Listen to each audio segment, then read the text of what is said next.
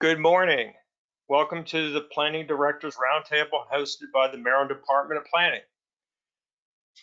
My name is Chuck Boyd, and I'm the Director of Planning Coordination at the Maryland Department of Planning. This is our fourth virtual Planning Directors Roundtable. We had about 80 attendees for our first three virtual PDRs, and thus far, last time I checked, we had over 60 registered for today's event. We are hoping that now, once we get out of this pandemic, that we no longer need to rely upon video conferences, that we'll continue to try to have these hybrid video conferences to take advantage of the benefits of virtual PDR conferences, especially for those who cannot travel to a central location. We welcome any suggestions you can provide us to improve the quality of the Planning Directors Roundtable meetings. And again, thank you for your participation today.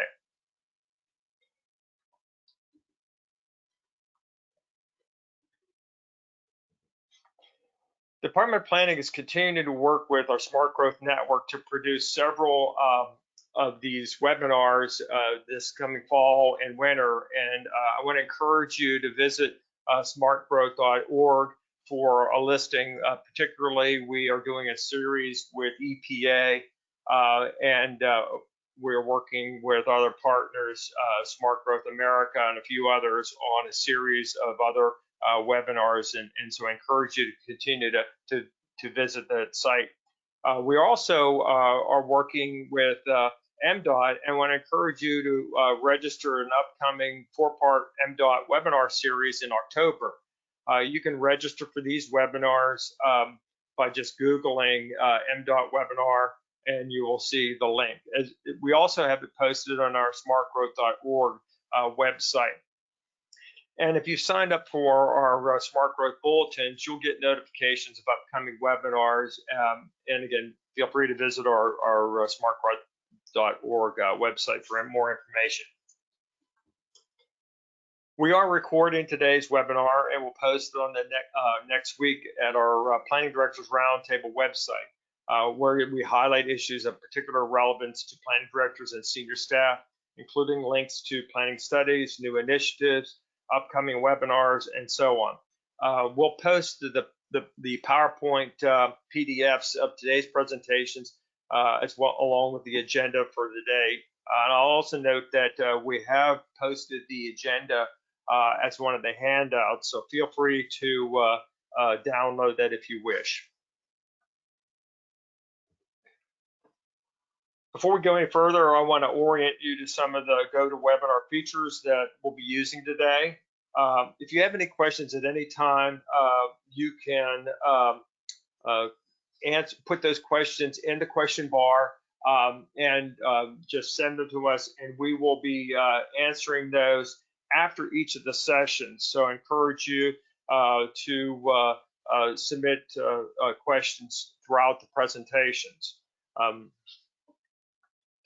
Before we go any further, I want to also we want to take a quick poll to see whether or not where our participants are this year at this meeting. And so John will send the poll out in a minute, and you please respond.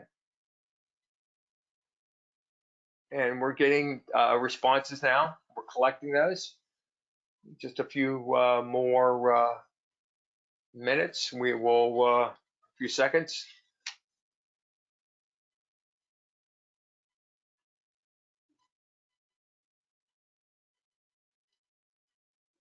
In just a couple more seconds, we will see the final results here. Okay, looks like we have 38% from the Eastern Shore, 31% from Central Maryland. We have 7% from the Capital Region and 10% from Western Maryland. So that's great participation throughout the state.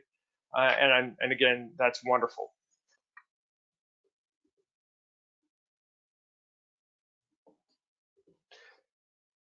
So let's go on to talk about our speakers for today.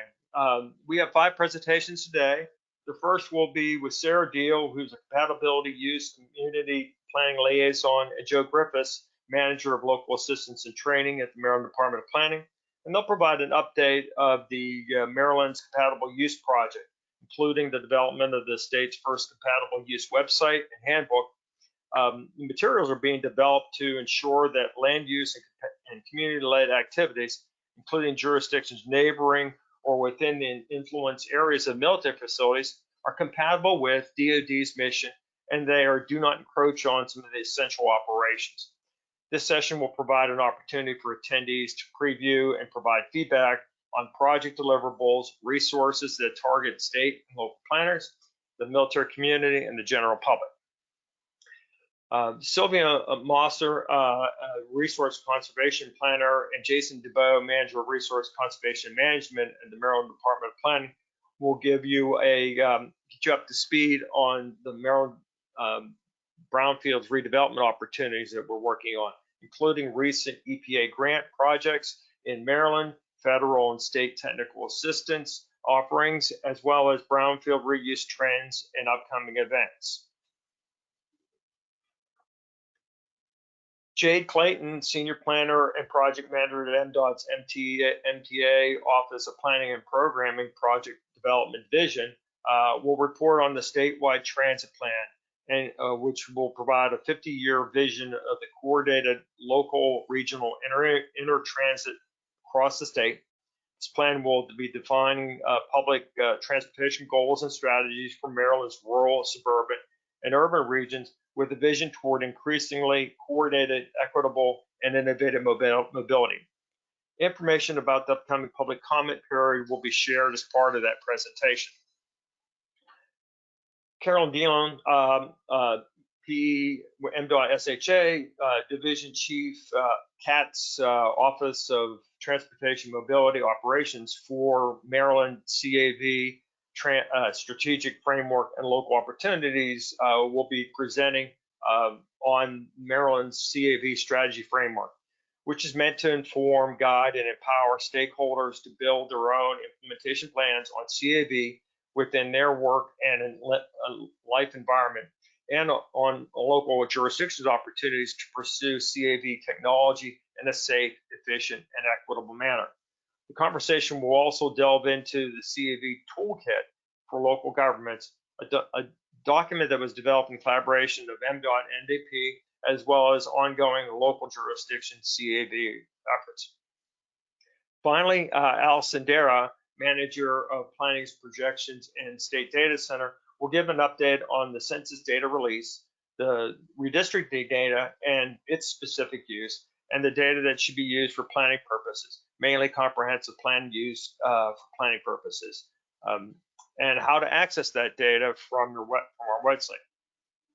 And then finally, we'll also have some additional speakers that will give you updates on state agency programs. Andrew Mengel from the Department of Natural Resources will provide an update on the County Land Preservation and Park Reaction Plan. Deborah Sward, Assistant Manager of Planning from Geospatial Data and Analysis section, will provide you an update on the statewide land use map. And Joe Griffiths will also provide you an update on planning's housing element models and guidelines. And with these preliminaries out of the way, I'm now going to introduce Secretary Robert Mccor to give us a chance to give a few words for those that are attending our Plan Directors Roundtable today. Welcome, Secretary Mccor. Welcome, everybody. Thank you for taking the time to join us today. Just a couple of words here. Of course, last month, which will be next month, tomorrow, we have census data. We have census data that shows Maryland is the #4 state for diversity in the country. That's a census calculation. That's the probability that two people chosen at random will be of the same race. So only 3 other states are more diverse than Maryland.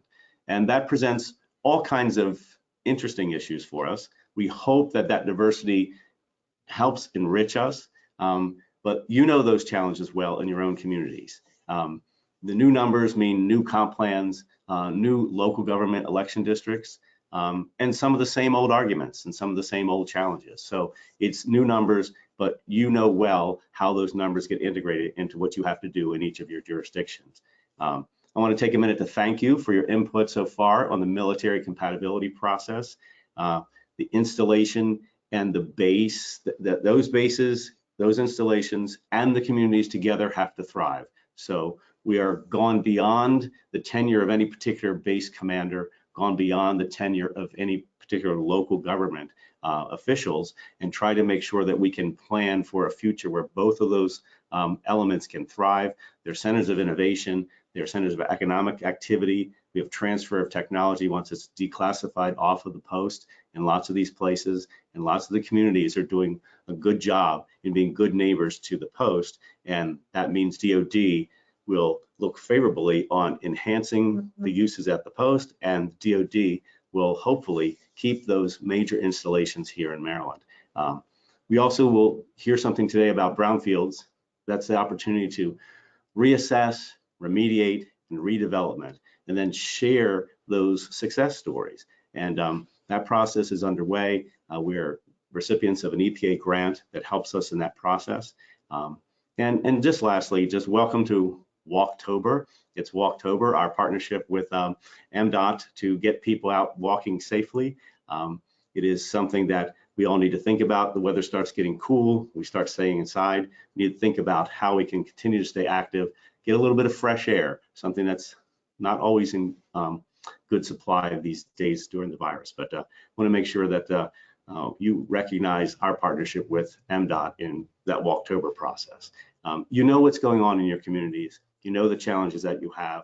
Your ability to work together as colleagues across jurisdictional lines, to pick up the phone and talk to somebody about, hey, how did you solve this problem? That's hopefully what we're helping to facilitate by making sure that we get people together and share the challenges, but more importantly, share how you overcome those challenges. So the webinars that we've been giving, sponsoring here at Planning, have had tremendous success. So if you have the time to see what's coming up, if something's interesting to you, go ahead and make sure you sign up for the webinar and see if you can continue your learning process, continuing sharing success stories.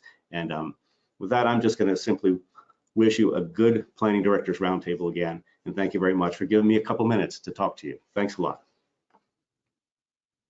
Thank you, Secretary McCord. Thank you again, Secretary McCord. Without further ado, I'm going to turn it over to Sarah Deal and Joe Griffiths to update folks on their compatible use work and with Maryland's military facilities and adjacent communities. Welcome, Sarah and Joe. Thank you, Chuck, and thank you, Secretary McCord, as Sarah's bringing up this her presentation. I'll get us started. Again, as Chuck mentioned, I'm the Local Assistance and Training Manager for the Maryland Department of Planning. Both Secretary McCord and Chuck gave a nice introduction to the project, but I'll continue that introduction. Due to our proximity to the nation's capital, Maryland has an abundance of military installations which contribute significantly to the state's economy, and Sarah will mention a little bit more about this. Dating back to 2016, the Maryland Department of Planning has been collaborating with the Maryland Department of Commerce on a phased effort to support and develop resources advancing compatible use between military installations and neighboring jurisdictions. This began with the development of the statewide joint land use study and continues today with two parallel Department of Defense grant-funded projects that my colleague Sarah Deal will describe in greater detail. We believe compatible use is a two-way street, and we are crafting resources and guidance that will both preserve the Department of Defense's mission in Maryland and reinforce the community and economic development objectives of its jurisdictions. But I'd like to turn it over to Sarah Deal now, who is our lead on this effort. Thank you. Thank you, Joe. Thanks for that introduction. Thank you, Chuck, for having me here this morning, and to Secretary McCord for your support of this project. As mentioned, my name is Sarah Deal, and I'm the MDP's Compatible Use Community Planning Liaison, and I'll be giving a brief update on the Compatible Use Program and the development of the state's first Compatible Use website and handbook. So before I get into the Compatible Use project itself, I want to touch briefly on compatible use and the idea of encroachment. Obviously, by title, this project's focused on compatible use in the military, but I do want to note that compatible use and development, that idea spans far beyond the military realm. So a very simple definition of compatible use is the idea of different uses of land or other resources that are harmonious and can exist together in the same area, so that one does not inhibit or adversely affect another. So I realize that this is a pretty vague definition, but it's really intentional because nearly every type of land use can be both compatible and incompatible, depending on an array of other factors, such as land use management, location of the land use relative to other uses, and just different auxiliary types of impacts that are associated with that land use. So in relationship to military readiness, and what I'm focusing on, compatibility refers to that balance or compromise between community and military needs, and well, military needs and interests, with the goal of promoting an environment where both can really coexist successfully. So as you can see, the military is not the only entity that must consider compatible development. Land uses such as airports, highways, and energy infrastructure often have resources to ensure compatibility, such as land preservation programs or noise overlays, or different development guidelines for airports and other types of infrastructure. So that idea of encroachment, it's another term that I found has been helpful to define in context of this project. Encroachment refers to any deliberate action by a governmental or non-governmental entity that is likely to, or that does or is likely to inhibit or impede current or future military activities within that installation footprint. So encroachment can also refer to deliberate military activity that is or is likely to be incompatible with the use of a community's resources. So, and as Joe mentioned earlier, it's important to note that encroachment is certainly a two-way street. Compatibility is a two-way street, and can mean different things to different people depending on how the issue is approached. So I want to start off my presentation with a quick poll question. John wants to go ahead and launch the poll. Can everyone see it? I can't see it on mine. It didn't show up. Yes, I can see it. I'll read it. I know Okay. everybody else can see it, but I'll read it. So for which of the following uses do you use planning tools or regulations to address compatibility? Please select all that apply.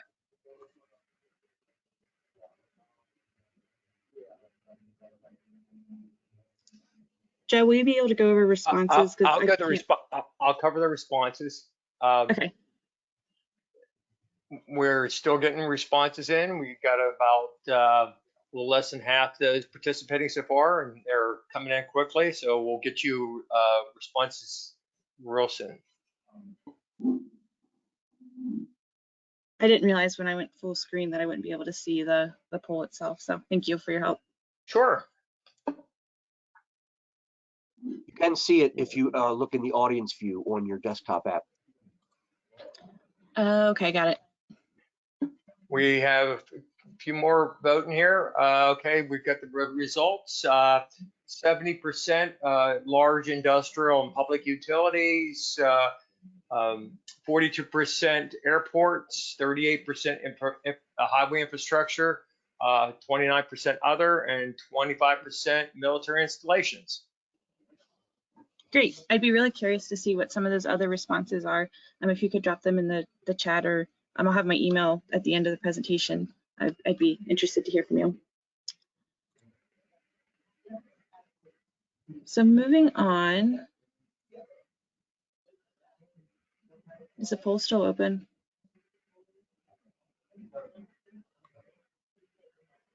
It is, but we'll be moving on here shortly. Okay. I've turned it off, but it won't come off the screen. I'm gonna say I still see it.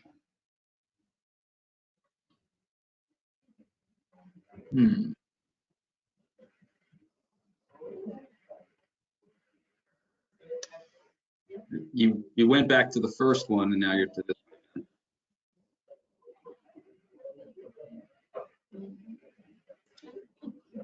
Technology always seems to. Let's try this.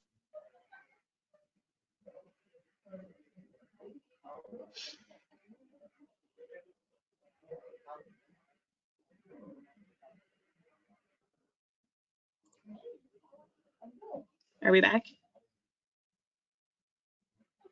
Yes, we're on the Yeah, map of Maryland. you're back.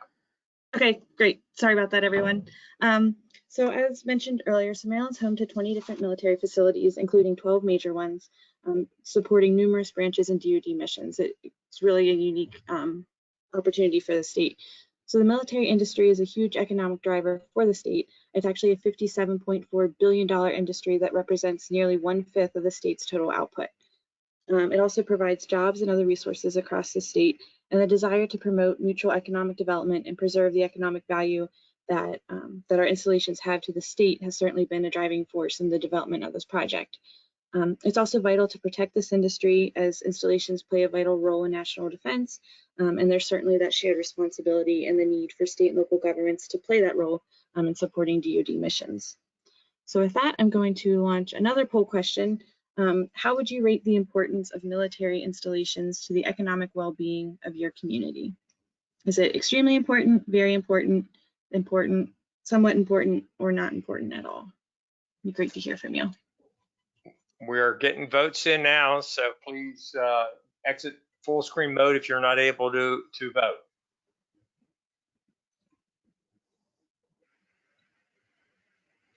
Just a couple more seconds and we will share the results.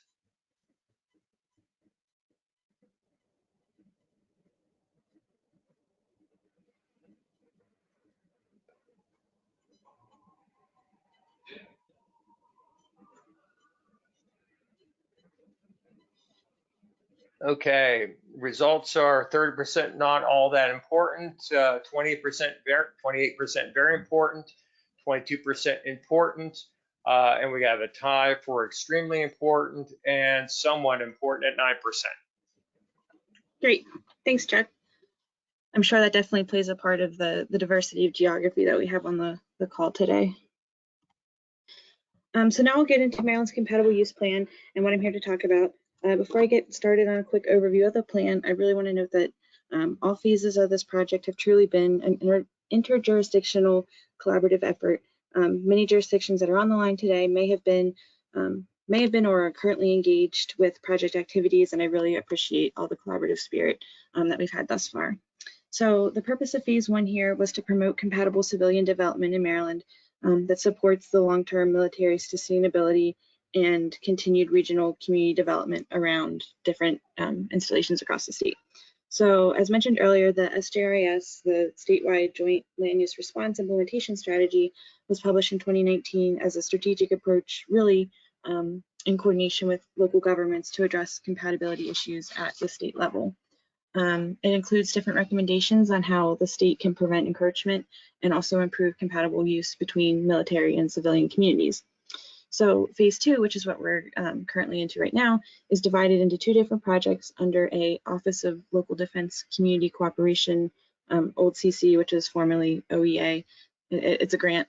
This grant effort's being led by the Department of Commerce and includes the Renewable Energy Siting Project, and then the Compatible Use Website and Handbook Development, which is being led by Planning. So just a quick brief overview of the Renewable Energy Siting Project is really working to inform the energy industry where development will or will not have adverse impacts on the military.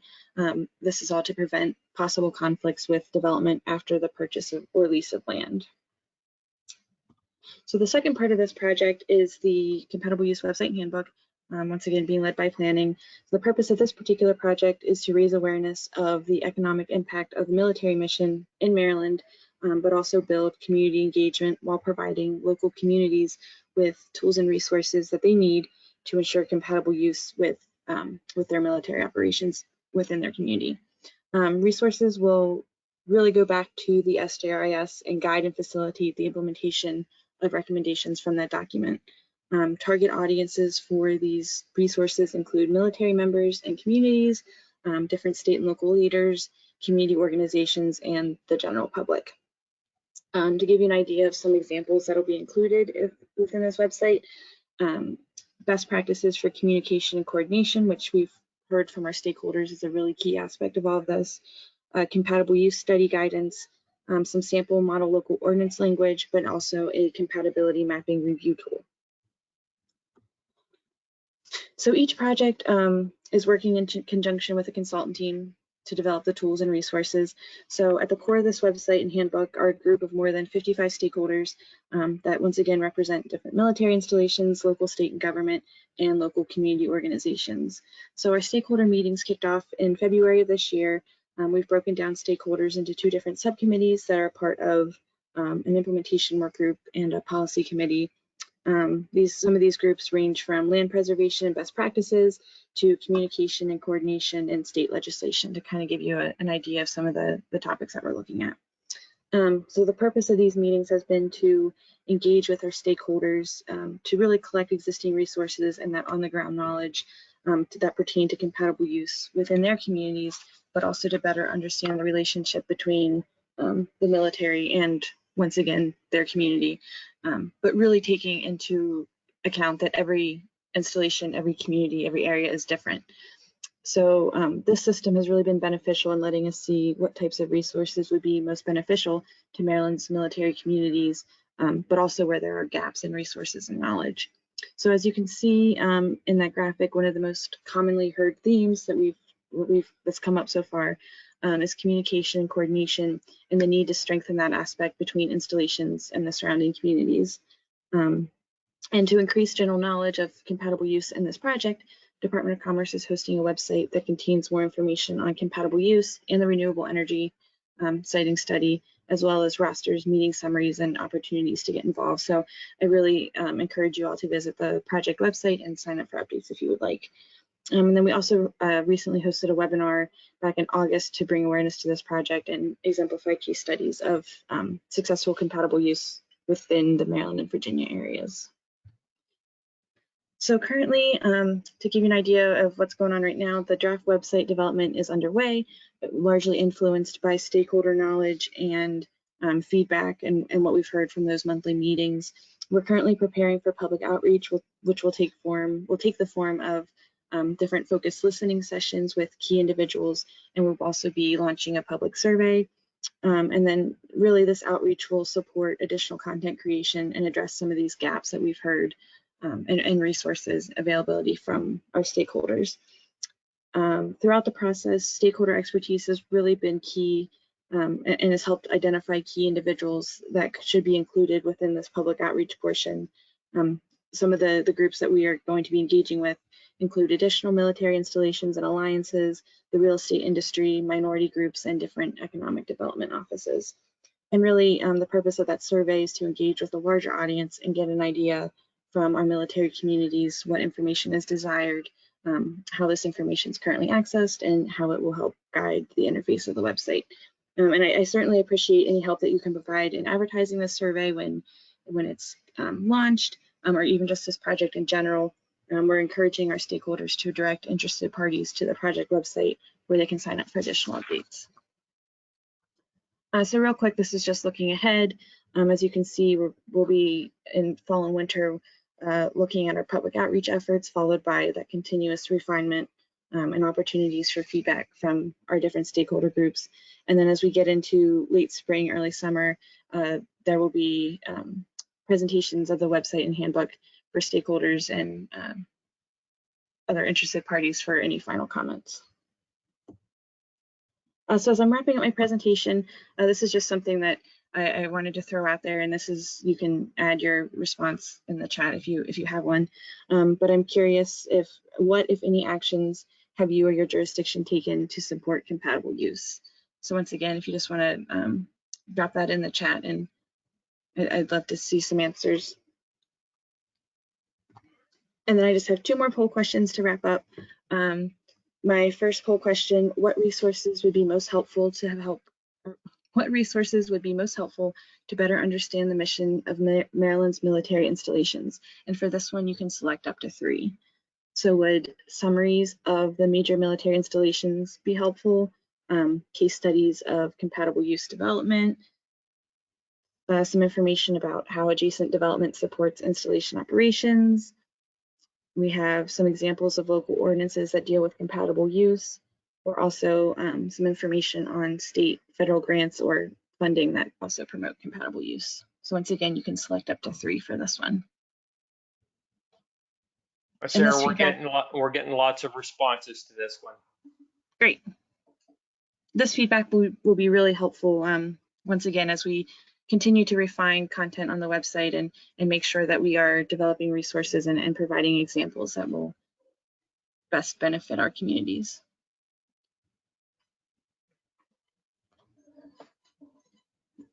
There we go.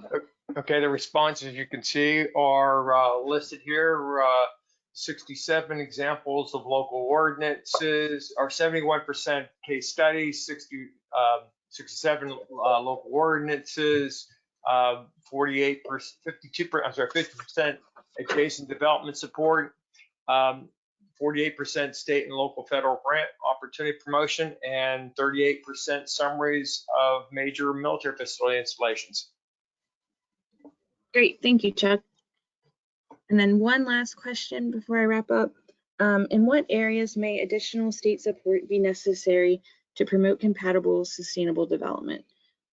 And this is also a select up to 3. So infrastructure development and housing, land preservation, resilience, tax incentives, or model development regulations or ordinances. And again, this is a multiple choice.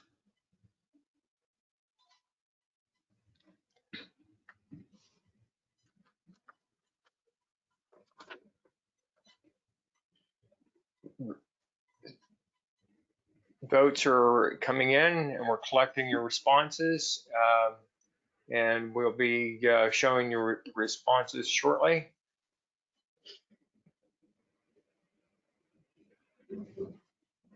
Poll being closed. 86% infrastructure development, 81% model development, regulations, 57% tax incentives, 29% land preservation, and 14% resiliency.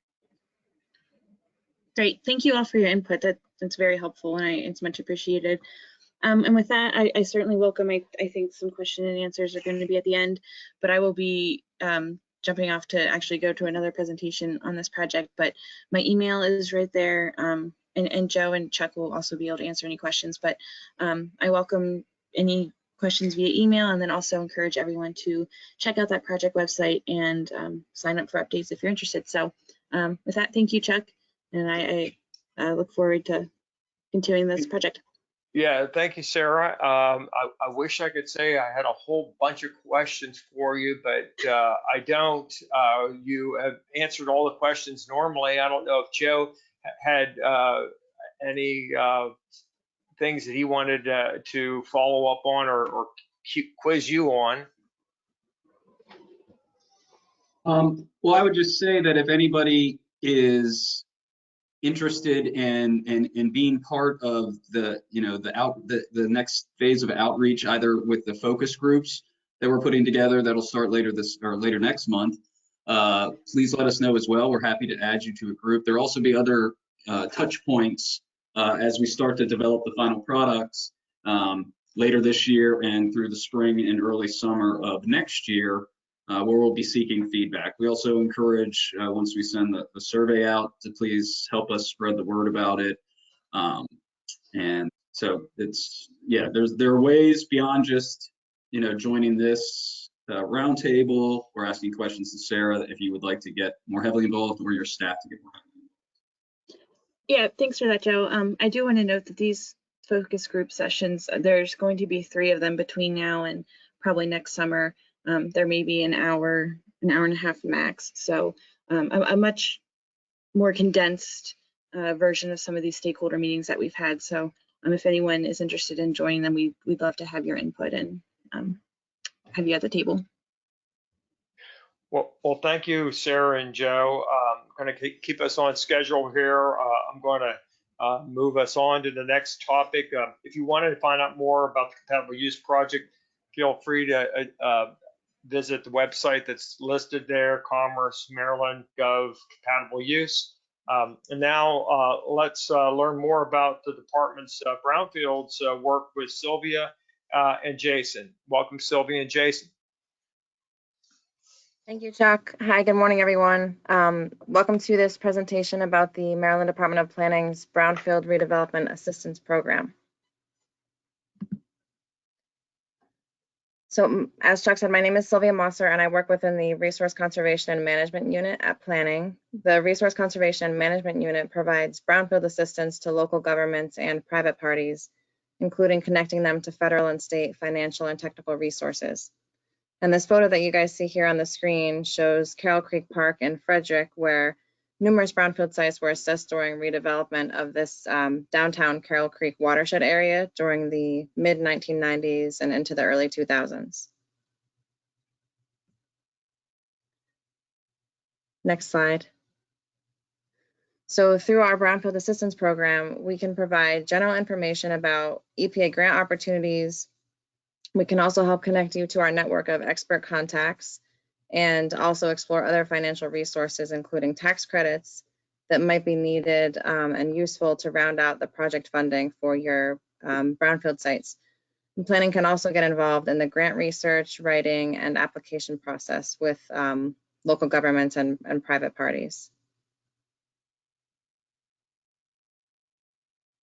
Next slide.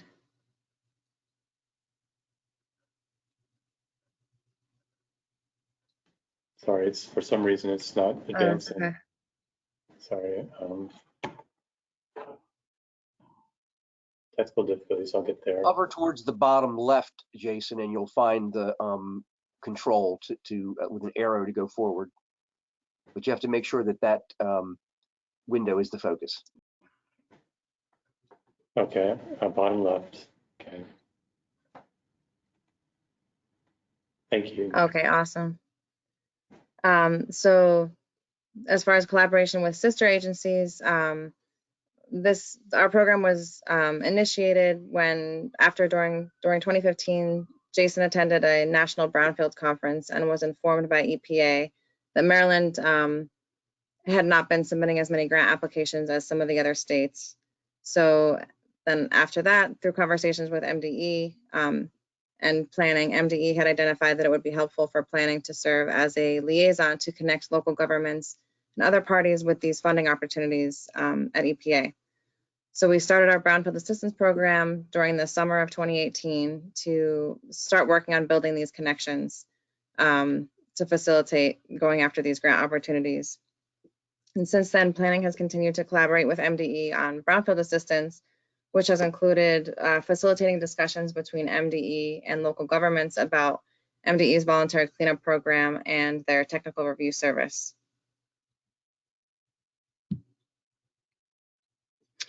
So we collaborate with sister agencies to help connect local governments to brownfield incentive and funding opportunities that are available through these other agencies. So for example, Commerce manages the Brownfields Revitalization Incentive Program, also known as BRIP, and Advantage Maryland. The Department of Housing and Community Development administers the Strategic Demolition Fund, which can also include environmental remediation costs. And planning has also worked with the Department of Natural Resources to collaborate about the Land Preservation, Parks, and Recreation Plan guidelines, which have a new addition that requires considering brownfield locations when siting parks and recreational facilities. So as far as some 2021 highlights of our Brownfield Assistance Program, EPA awarded planning our first Brownfield grant earlier this year, and it's a community-wide assessment grant. We're working with Baltimore County to offer free Phase 1 and Phase 2 environmental site assessments to property owners within the east side of the county. Also, after working on some Brownfield Assistance outreach with Frederick, probably going back a couple years, the city ended up applying for and was also awarded a community-wide assessment grant for the Carroll Creek area. So we're really excited to be part of both of these projects. Next slide. So something else that we've been working on is we're working in collaboration with MDE and with our advisory committee to plan the first Maryland Brownfield Conference that will be held this November, the 16th and 17th. You can see that the registration link is here if anyone's interested in registering. The conference will be largely virtual. It's so 2 half days, that Tuesday and Wednesday, over this GoToWebinar platform. And then there'll also be some opportunities for in-person engagement through Brownfield tours on the afternoon of that first day, November 16th. And the tours will be held at different locations throughout the state. You can find out more about those at that registration link also. So now I'll turn it back over to Jason.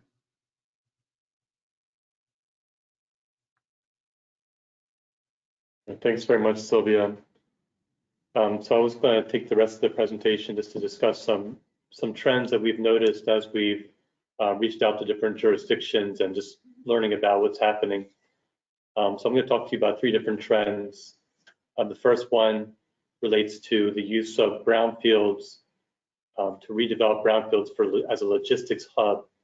And I've included some links throughout the rest of the slides for additional information, which Chuck will be sending out PDFs of the slides after the webinar, and you can get into more depth through these different links. But if you don't already know, a logistics hub is an area really where activities related to transportation, sorting, dispatch, and distribution of goods for transit nationally, internationally occur. And so why are brownfields a good place for logistics hubs? Well, they are frequently close to urban cores and existing transportation hubs, including rail and highway infrastructure. And that, of course, helps to streamline logistics and dramatically lowers transportation costs. And the most prominent reuse that we're aware of for a logistics hub is the former Sparrows Point Steel Mill in Baltimore County. There's been a tremendous transformation happening here, and of course it wouldn't have happened except for work by the county, by the Trade Point Atlantic, a private corporation, and of course MDE to remediate the many years of pollution on the site and allow for reuse of the former steel mill for a logistics hub. It will likely be one of the largest ones in the country. There's a link here to a NIOP article that gets into more depth, but it's a 3,300 acres, and there's lots of changes happening in the community as well that are happening in response to this particular project. Another type of trend is something that's supposedly going to be happening very quickly in the next decade, and that is the development of these larger data centers. So this is really because of, according to this article that I've linked to, land scarcity. And despite, of course, the higher costs associated with remediating a brownfield, closing it, making it safe for redevelopment, the land scarcity issue, given that you need such a large amount of land and also proximity to things like power, water, things like that, appropriate zoning, has made brownfields an attractive focus for the development of these large-scale data centers. The most notable one that's happening locally is in Frederick County at the former 2,100-acre Alcoa aluminum smelter. And there's an organization, really a strategic joint venture between the company Quantum Loophole and then the TPG real estate partners. So this link will give you more details about that. A third trend that's happening is something we've learned through EPA, and as Sylvia was talking about, EPA offers grants for assessment of brownfields, for remediation and cleanup, and also for planning related to reuse planning for brownfields. And they've told us that fully 1/2 of their brownfield grant funds nationwide are used to convert brownfields to green space, and that includes recreational facilities. The state of Pennsylvania has a separate program specifically focused on this issue. And of course, I'm sure many of you have heard of the Rails to Trails Conservancy, and they have separate guidance specific to helping to remediate brownfields for, of course, brownfields at the railroads to make Rails to Trails a reality. So the next steps for Maryland's Brownfield Redevelopment Assistance Program, we're going to be continuing to assist local governments, try to expand local understanding of where brownfields are, which is often beyond where the state may know where brownfields are. So local government and community groups often will be able to identify additional brownfields and opportunities associated with them for redevelopment and reuse. We'll continue to help with assisting with grant applications as requested. We'd like to identify additional brownfield success stories for our website. We have a separate website for the Brownfield Redevelopment Assistance Program, and we'll continue providing webinar and conference opportunities when possible. And as we may obtain grants, we will be managing them and assisting local governments with managing them as needed. EPA has just released its next grant solicitation, and there's a link here to that. More details, the due date is in about 60 days from now. Assessment grants and cleanup grants are the ones being offered by EPA. There's some outreach webinars EPA has. You can get more information on this link. They're scheduled for a couple weeks from now for more information. And of course, you can always call or email Sylvia or me to get more information about these opportunities.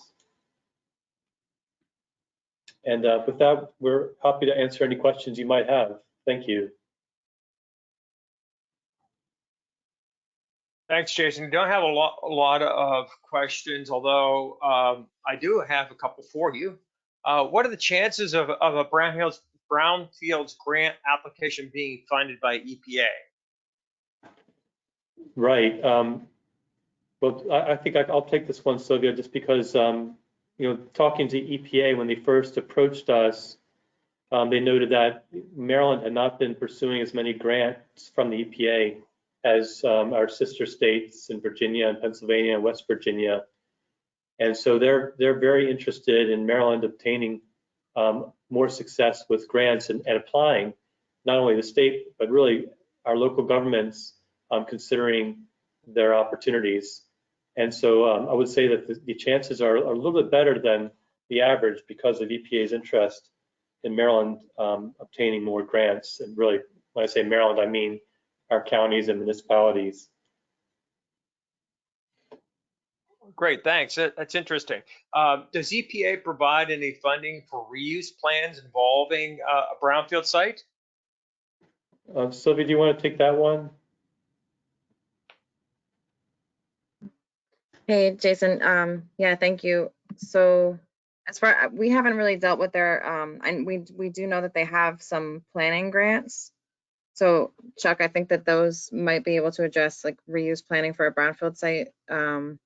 We haven't pursued any of those, but if anybody has questions specifically about those types of grants, we can definitely look into it and get them some additional information. And perhaps, we're always available to arrange calls with either EPA, our contacts at EPA who are experts in their funding opportunities, and also we have contacts at the Technical Assistance for Brownfields programs who offer technical assistance to all of EPA's regions, including Region 3, which is where Maryland is located. So we can also arrange calls with those providers to just give additional feedback about project-specific questions if someone is interested in pursuing one of those types of planning grants.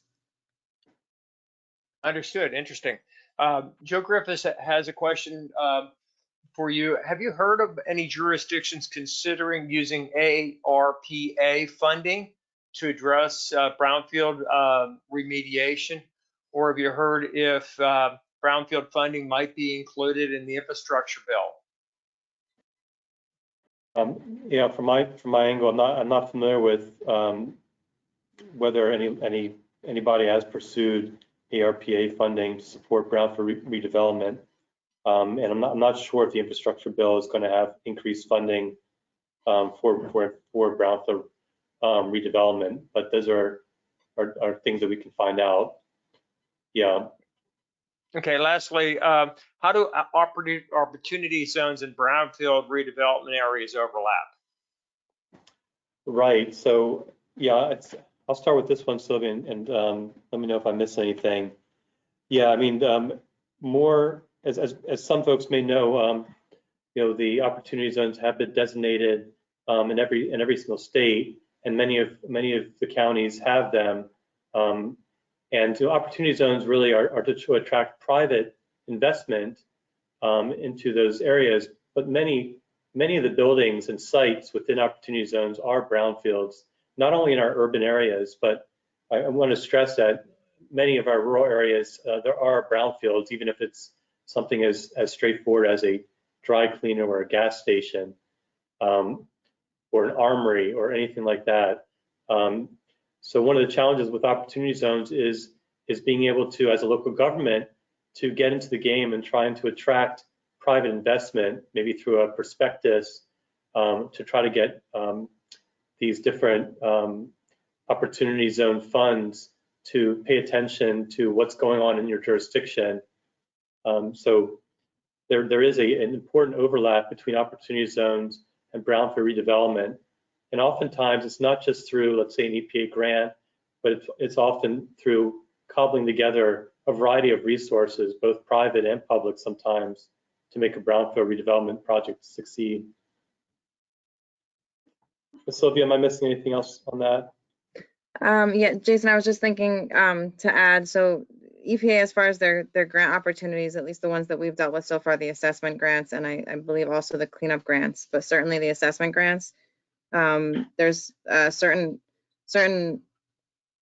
points that are awarded for projects that are located in specific types of areas, including opportunity zones, I think waterfront locations, and also some renewable energy projects. So those opportunity zones are something the EPA is certainly really interested in seeing projects come in where brownfields and opportunity zones overlap, so that from our understanding that could give a project a leg up in terms of applying for an EPA assessment and potentially cleanup grant.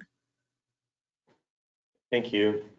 Thank you. Got one from Jean Miner. She made an observation. I would think that solar fields would be a great reuse. Do you have anything to add to her observation? Well, I would just say that we have a couple of case studies on planning solar facility siting website, specifically about the reuse at least of closed landfills for solar. And we definitely agree. And I think also at the Maryland Brownfield Conference, we're going to have a presentation from the Chesapeake Conservancy, which has done analyses in Baltimore County, and I believe at least one other county, to identify brownfields and other locations, gray fields, that are ideal for solar redevelopment. Sylvia, is there anything else on that I'm missing? No, Jason, you got it. Well, this has been very informative, Jason and Sylvia. Thank you very much. Just to keep us on track, I'm going to move us along to our next presenters. And if you have any questions, feel free to visit MDP's Maryland Brownfield Redevelopment Assistance Program website. Again, thank you, Jason and Sylvia.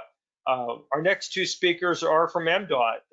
Jade Clayton will talk about the statewide transit plan, and Carol Dion will cover the Maryland CAV Strategic Framework and their local roles. Welcome, Jade and Carol.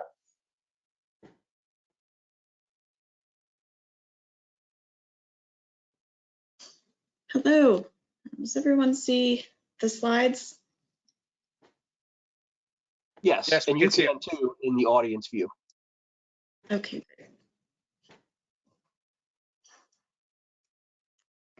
Okay, so as mentioned, I'm Jade Clayton, Acting Manager of Project Development at the MTA Office of Planning, here to talk about the Maryland Statewide Transit Plan. Okay. So first of all, I'll go over basically how we developed the plan and where we are in the development as of today. The overall approach and purpose, as it says on the slide, is to create a 50-year vision for transit in Maryland, to integrate the many plans out there today and build on them for a larger statewide vision focused on regional, intercity, and statewide connectivity, supported by the many local services that are already out there.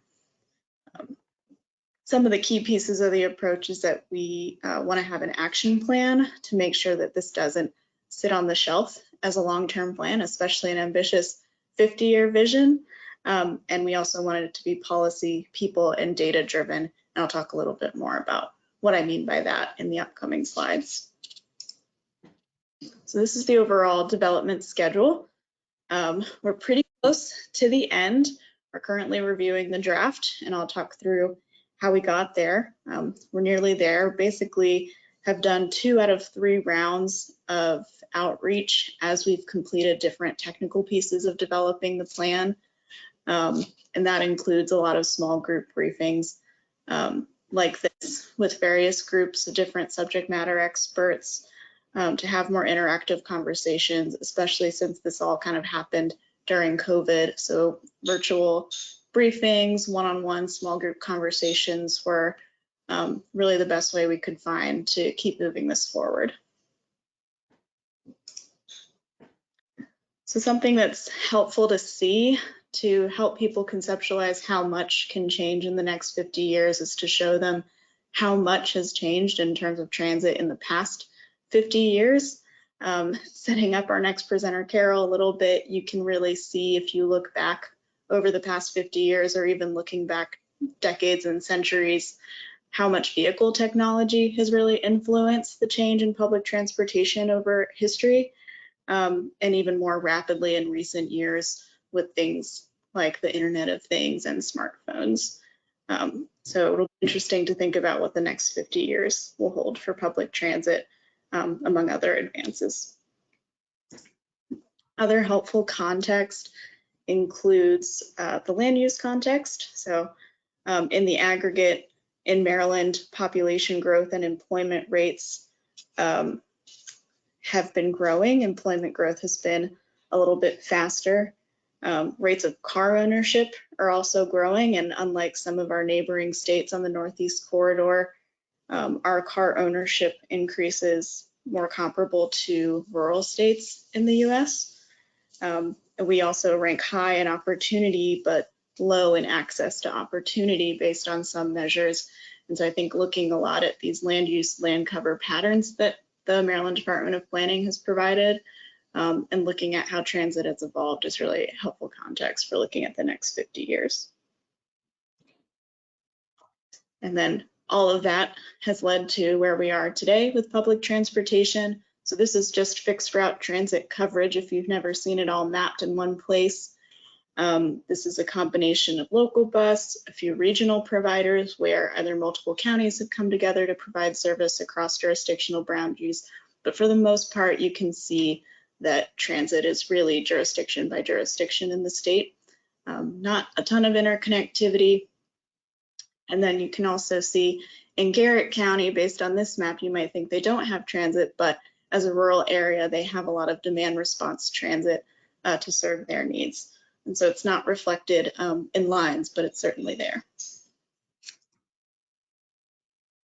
So the first piece, as I mentioned, is being policy driven. So we reviewed a lot of transit plans, statewide transit plans from other states, the 5 main ones that we kind of looked at, not so much because they're similar to Maryland, but in terms of the content they included and what we felt like would represent our vision well and communicate it well to the public and a broader audience. There are a few honorable mentions as well, like Georgia, that I think really covered the differences in rural, suburban, and urban areas well. And again, you'll see this theme that land use types were really important in our considerations for the plan. And we also look to these other plans for goals and metrics that they included. We also reviewed our own plans and a lot of your plans or your local jurisdictions plans and regional plans, since so many of those have included outreach to the public. And so those have also been people-driven and data-driven plans to build upon for one larger vision and state plan. And I think you'll see later, our vision and goals are also very closely aligned with the Maryland Transportation Plan, so Mdot wide. So with that, we go to being a people-driven plan. So we don't assume that from reading all of these documents that we have a full understanding of what's going on the ground. So we've surveyed the public. We had regional roundtables twice with local planning staff, local transit agency staff, MPO staff, regional planners, to kind of confirm what the status is as of 2020, a particularly difficult year, and if what we've read and our understanding of the plans is accurate based on what they see every day in local counties. So we've had a lot of interactions over the development of the plan so far. And just to confirm what we know through the surveys, the roundtables again, and the smaller briefings like this group. So this is just a quick sample of one of the survey questions we asked, which is, do you use transit and why? You can see that we got a good almost 50-50 split of people who do use transit and those who do not. And we really found it helpful to cover both, both to understand who's riding it, why they ride and why they would keep riding, to come up with strategies, and also those who don't, who might want to, and are representing a market that maybe we're not capturing with transit just yet, and to understand what it would take to get them to ride at all or more than they do today.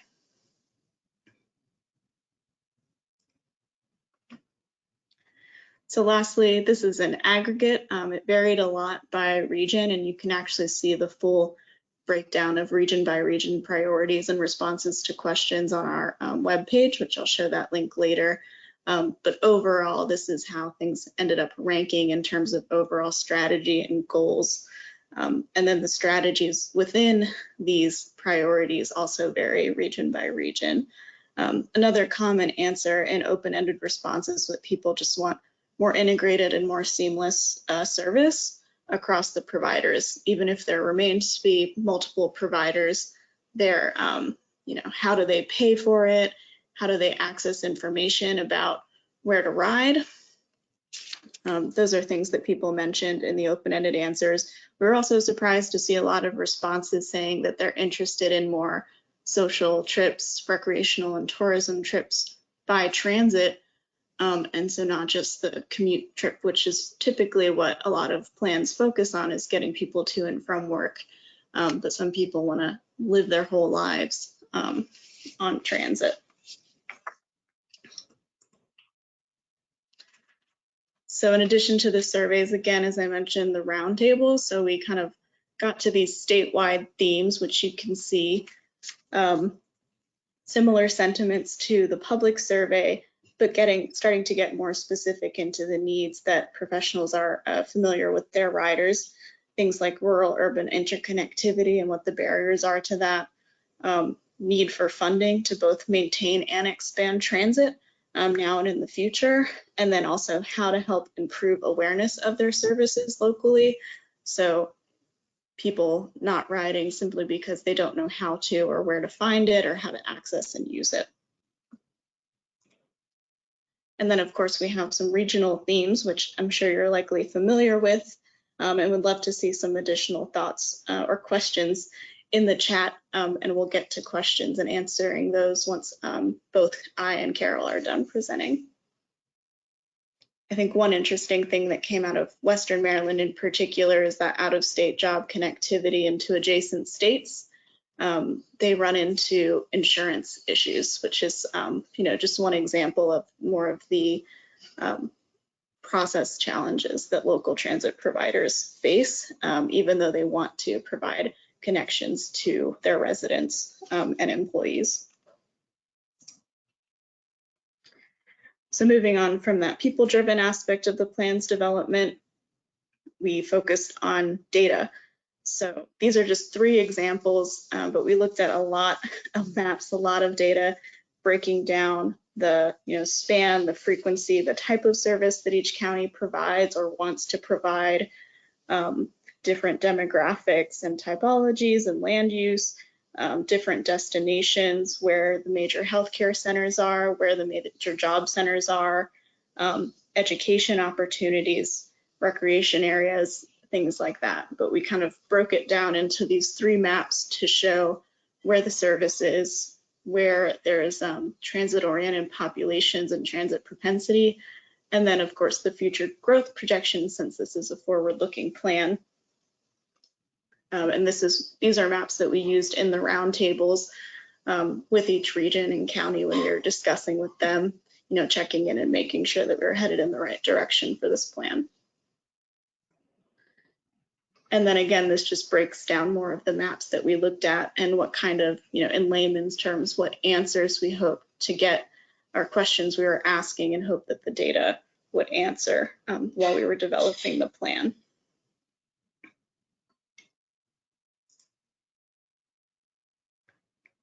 So after all of this, all of the roundtables, the surveys, the data analysis, all the reading, talking, and analyzing, we finalized our vision and goals into this vision statement and then these 7 goals.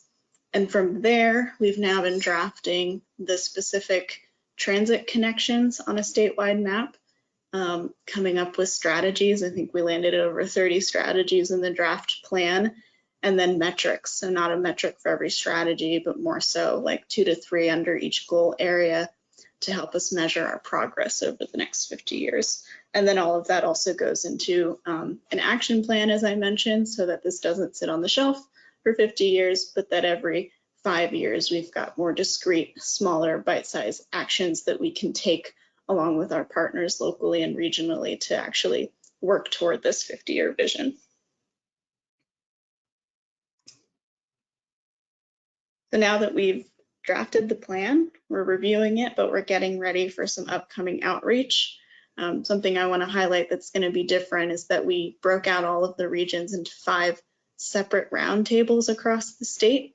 That's something we heard after we got through the first and second ones, is that the other regions were curious about what the other regions were talking about. So for the 3rd round, we're actually going to do one big statewide roundtable with regional breakouts. So I'm very interested. If you're not on our list already to participate in that, we're happy to extend the invite either through the Maryland Department of Planning, or if anyone reaches out to me after this, we can make sure that you or your staff are included in these conversations when we have them scheduled. We're also planning to do virtual open houses with the public. So again, sticking with virtual, but also now trying to get more comfortable going back out, doing local pop-ups, and working a lot with our local contacts to figure out the best places to go to where people already are to talk about transit and this plan and get comments and feedback from everyone.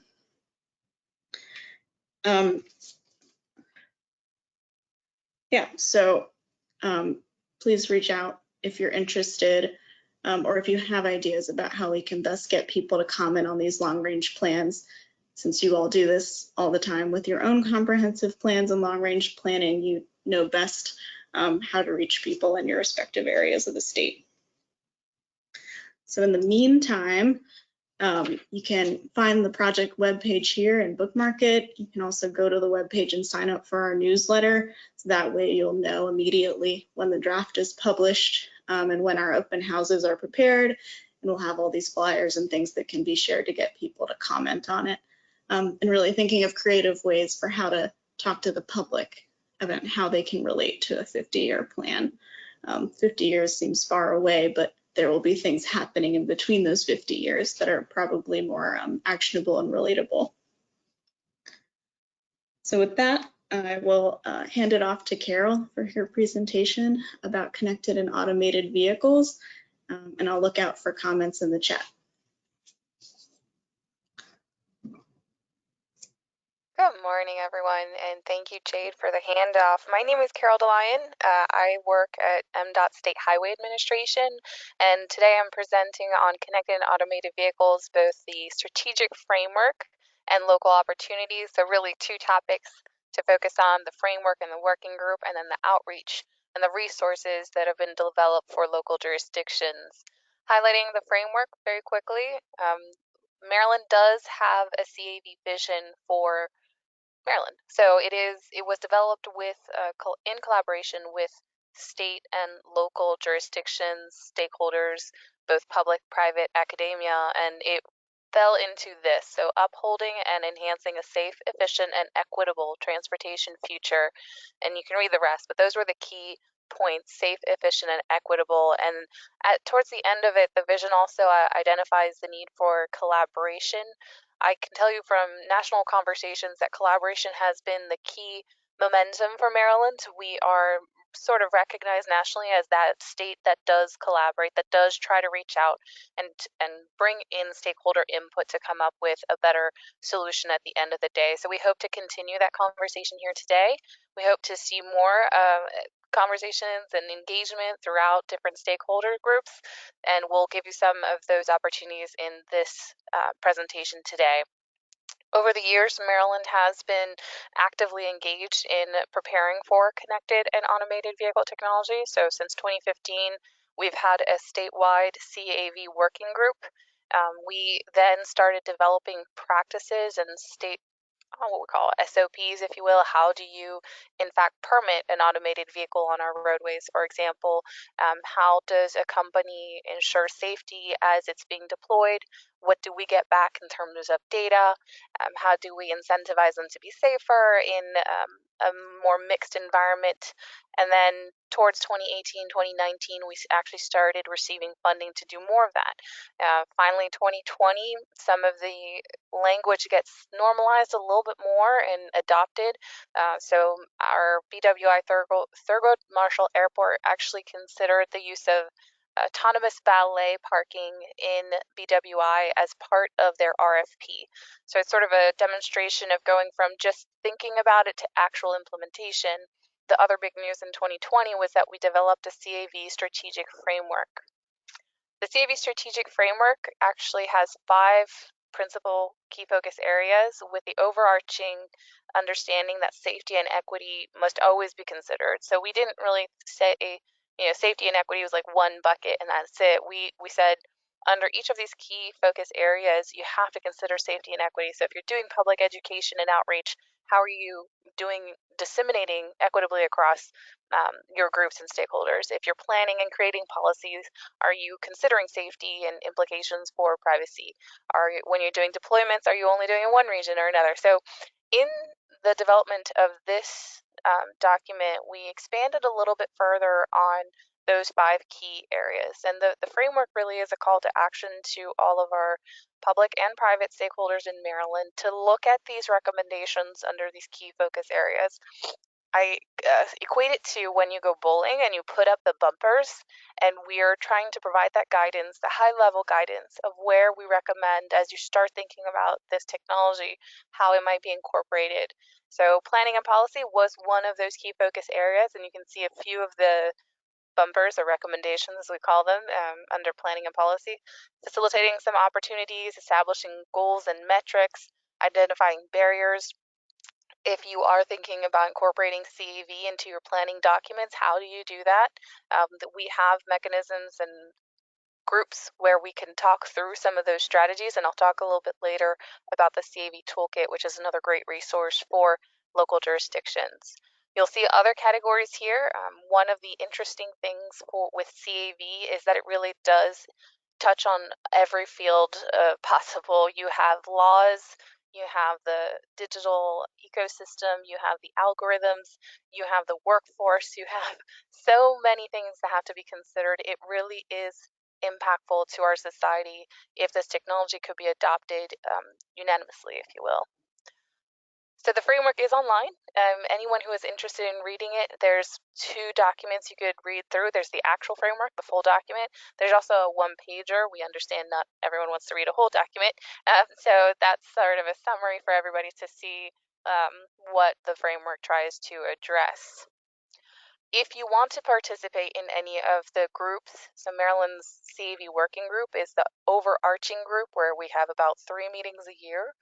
We also have the coordination team and then 4 subgroups. Our emergency responder subgroups is actually led by our emergency responders. We intentionally tried to step out of the way and have them be empowered to make the decisions and educate others across Maryland and learn from national, et cetera, Our policy subgroup is looking back at policies regarding CAV, so autonomous vehicles especially will have policy implications.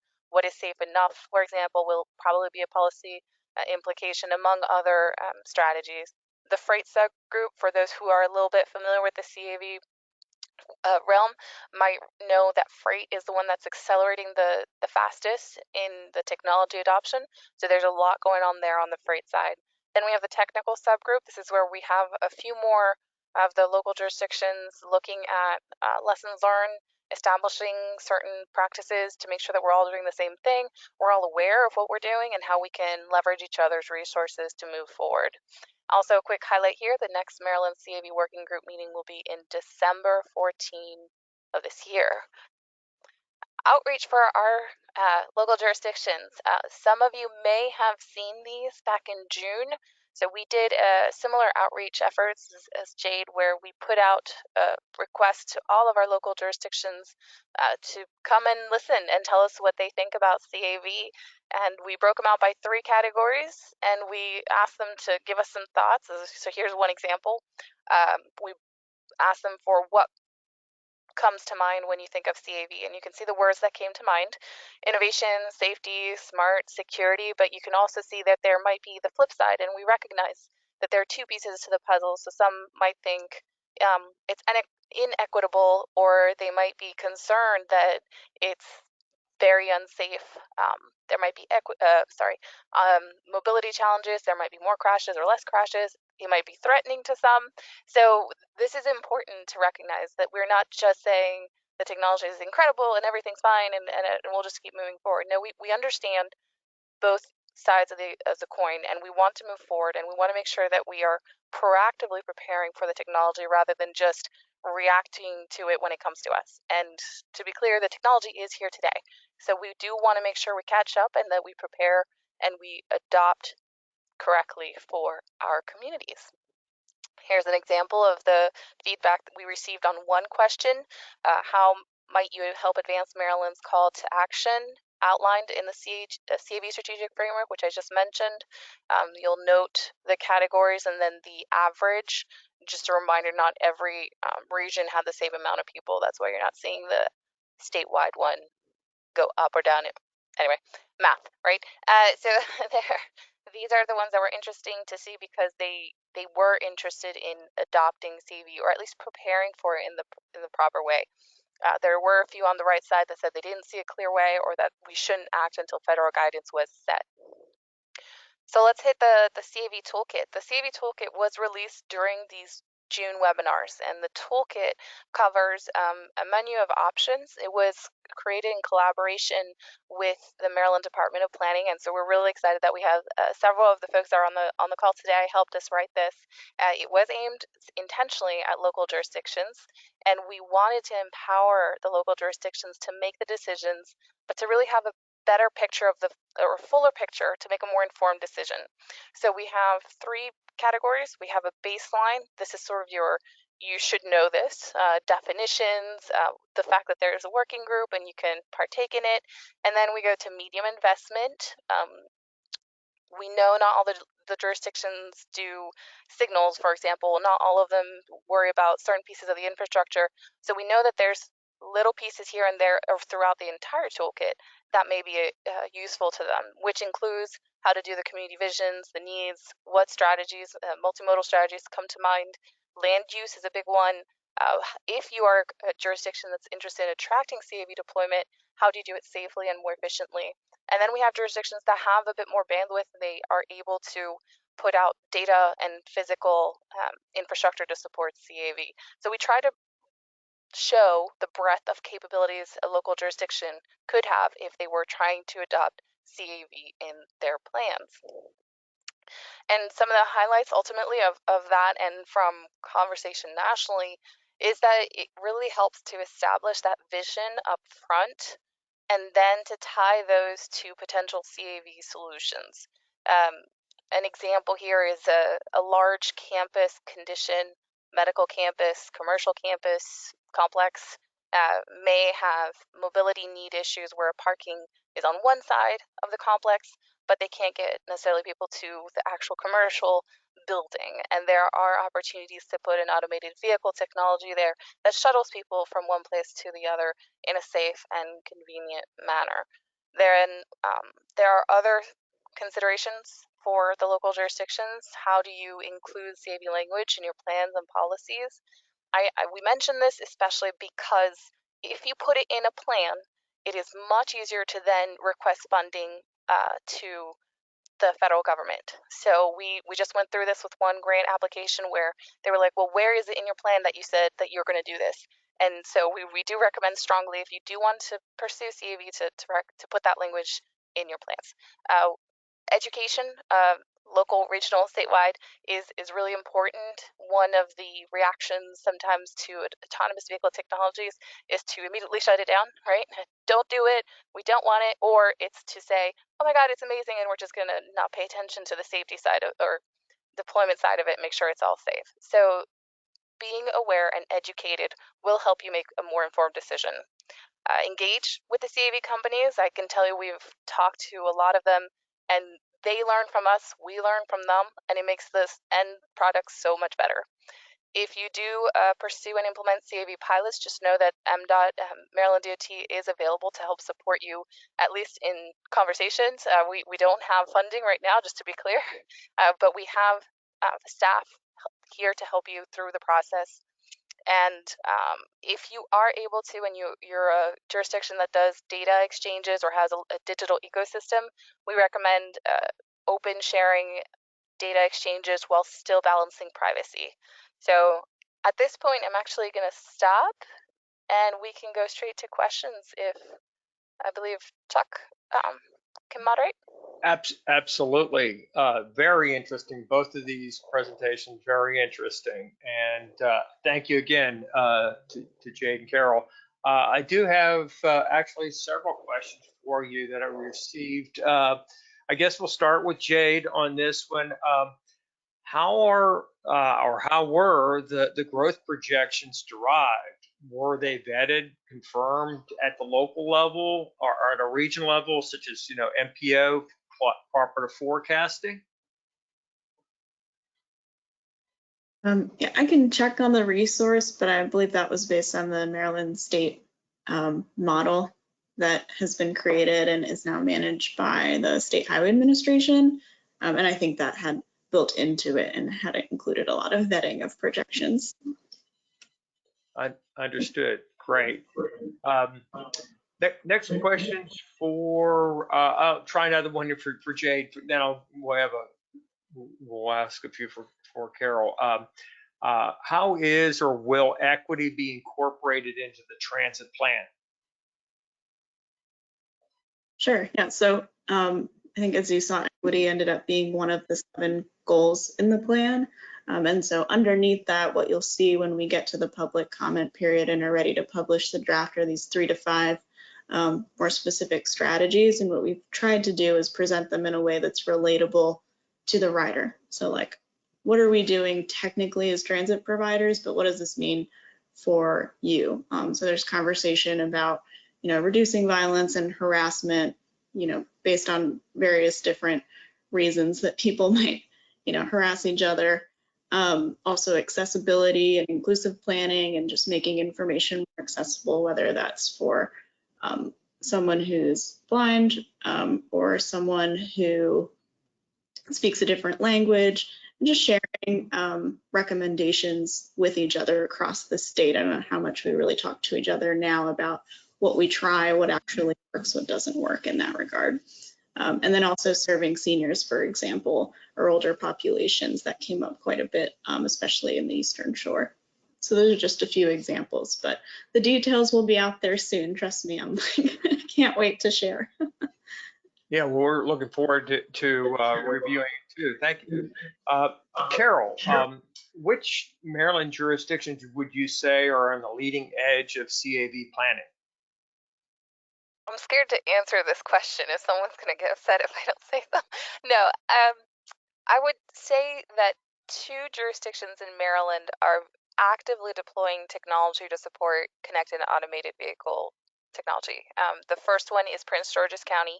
I can say they're very active. They're champions of the technology. They have incorporated CAV in their budget. So they've said we will deploy more of this in FY22 and FY23. They have the Ollie autonomous shuttle deployments occurring in National Harbor and looking to deploy in other regions. So as they keep moving forward, they're trying to see where they could deploy more and are actively engaging the developers, et cetera, saying you have a campus or complex. That's sort of the main one, the complex situation, the big complex where you're trying to move a group of people from one place to the other. So Prince George is for sure. Montgomery County is another one that's following up, and they're also ready to deploy some connected vehicle applications. There are other jurisdictions that are slowly getting more involved through that technical subgroup. So Howard County, Anne Arundel County is getting a little bit more involved. So those are the principal ones, but we are talking to all of them. So we have, for example, Washington County involved, who just right now is learning, but they are very close to adopting certain languages in pieces of their plans. Super, that's great. What are some primary land use decisions or policies that jurisdictions can implement now to prepare for a CAV future? Sure. I can tell you that you really need to think about three things right now, and they probably won't surprise you too much. But right now, parking is a big one, and parking is a big one because local jurisdictions tend to be responsible for that. So any revenue that you get from parking, how would it impact you if suddenly the tickets, right, of over parking, et cetera, or violation parking, what happens if you suddenly have no more revenue from that? So you might have felt that a little bit during the pandemic. Imagine more of that. What does it mean for your budget? That's a big ticket item to start thinking about. The next one is the curb space, and the curb space discussion happens across all fields.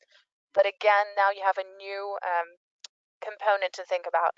If these vehicles can drop people off closer or are slightly different in shape or can have an appointment schedule system, etc., how are you going to manage all of that? Start thinking about that and making sure you leave the space for the vehicles. Also recognize that the vehicles, I mentioned the shape, they all do come in different shapes. Right now, Maryland has passed legislation to allow what we call personal delivery devices. They technically will be on the road starting, well, no, they'll be legal to be on the road and sidewalks tomorrow. So what happens to your curb space? How do you manage all that? That's a big piece of the puzzle. There's probably one more that you really need to consider. The vehicles, if there's no one in the vehicle, how do you manage that? So one of the big concerns that we hear usually from planning is, all these vehicles, their VMT is going to blow up and we're going to have all these cars and we don't want these cars. We want you to think about that, but we also want you to balance it. But that means really looking at your neighborhoods and saying, okay, where might we have holding zones? Or do we allow for more parking here but not here? Or do we remove parking and make that an open air space, but then what happens to the cars? So all those questions, you do need to think about them now if you want to adopt more of the technology. Very interesting. One last question for you, I guess, is what are the cybersecurity concerns regarding CAV and how can they be addressed? Yeah, it's funny you bring this up. We just had a question about cybersecurity, and I actually told them from the connected vehicle side, we already have it sort of figured out. Ironically, it was one of the big ticket items from the connected vehicle exchange piece. So like if I'm sharing information with the infrastructure or the infrastructure sharing information with my car, there's a security credential management system already created that secures the messages as it's being exchanged. So that piece is figured out. However, the part that's a bit more dangerous is actually your cell phone. Most people plug in their cell phone into the car, and your cell phone is not secure as much as you want it to be secure. You download things on your phone, you do things. That connection, physical connection to your car may infect your car that then may infect other pieces. So I'd say that's the one piece we haven't quite figured out yet and that we would be more concerned with. Everything else from the connection for connected vehicle exchange, etc., has been figured out. There are standards out there, and etc. Interesting, interesting. I want to thank you both. I think we're going to wrap it up at this point. And again, I think the plan will be out shortly, and we have the CAV site. So we're going to share your PowerPoint presentations. And if anyone has any questions, feel free to reach out to Jade and Carol. Again, thank you so much. At this point, I think we're going to move on to our final presenter, which is Al Sendera, and he's going to give us an update on recently released census information. Welcome, Al. Thank you, Chuck. So as Chuck mentioned, I'm going to talk a little bit about the census data that has been released so far, and the data that Maryland has prepared for redistricting, and a couple of upcoming census programs, mainly the Mpca delineation and the census count question resolution.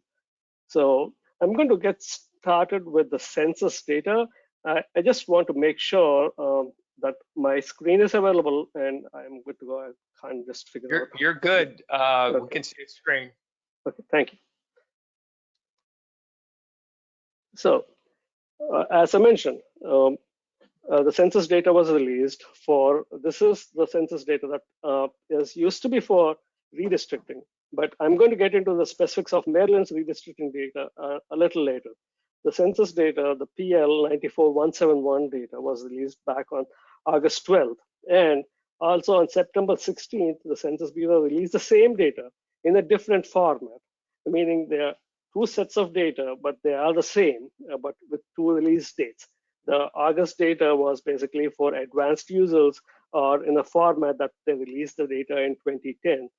On September 16th, they released the same PL 94171 data in a user-friendly format on the data.census.gov website.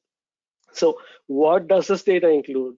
It basically includes 5 or 6 tables, basically about population and housing units. I'm quickly going to go over what's included in these tables.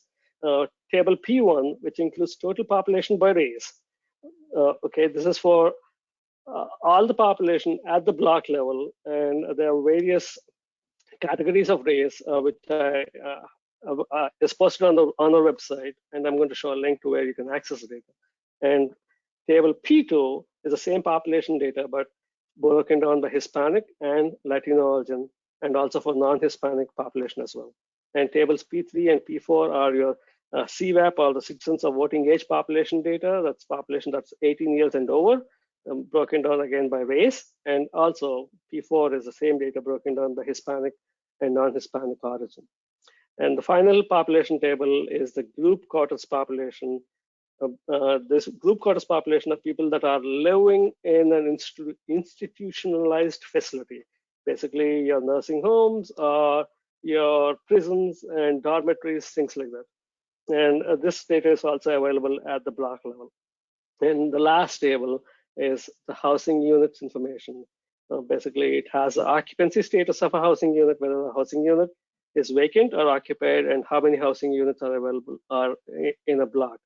And a couple of things to note: the data that has been released is being subjected to differential privacy.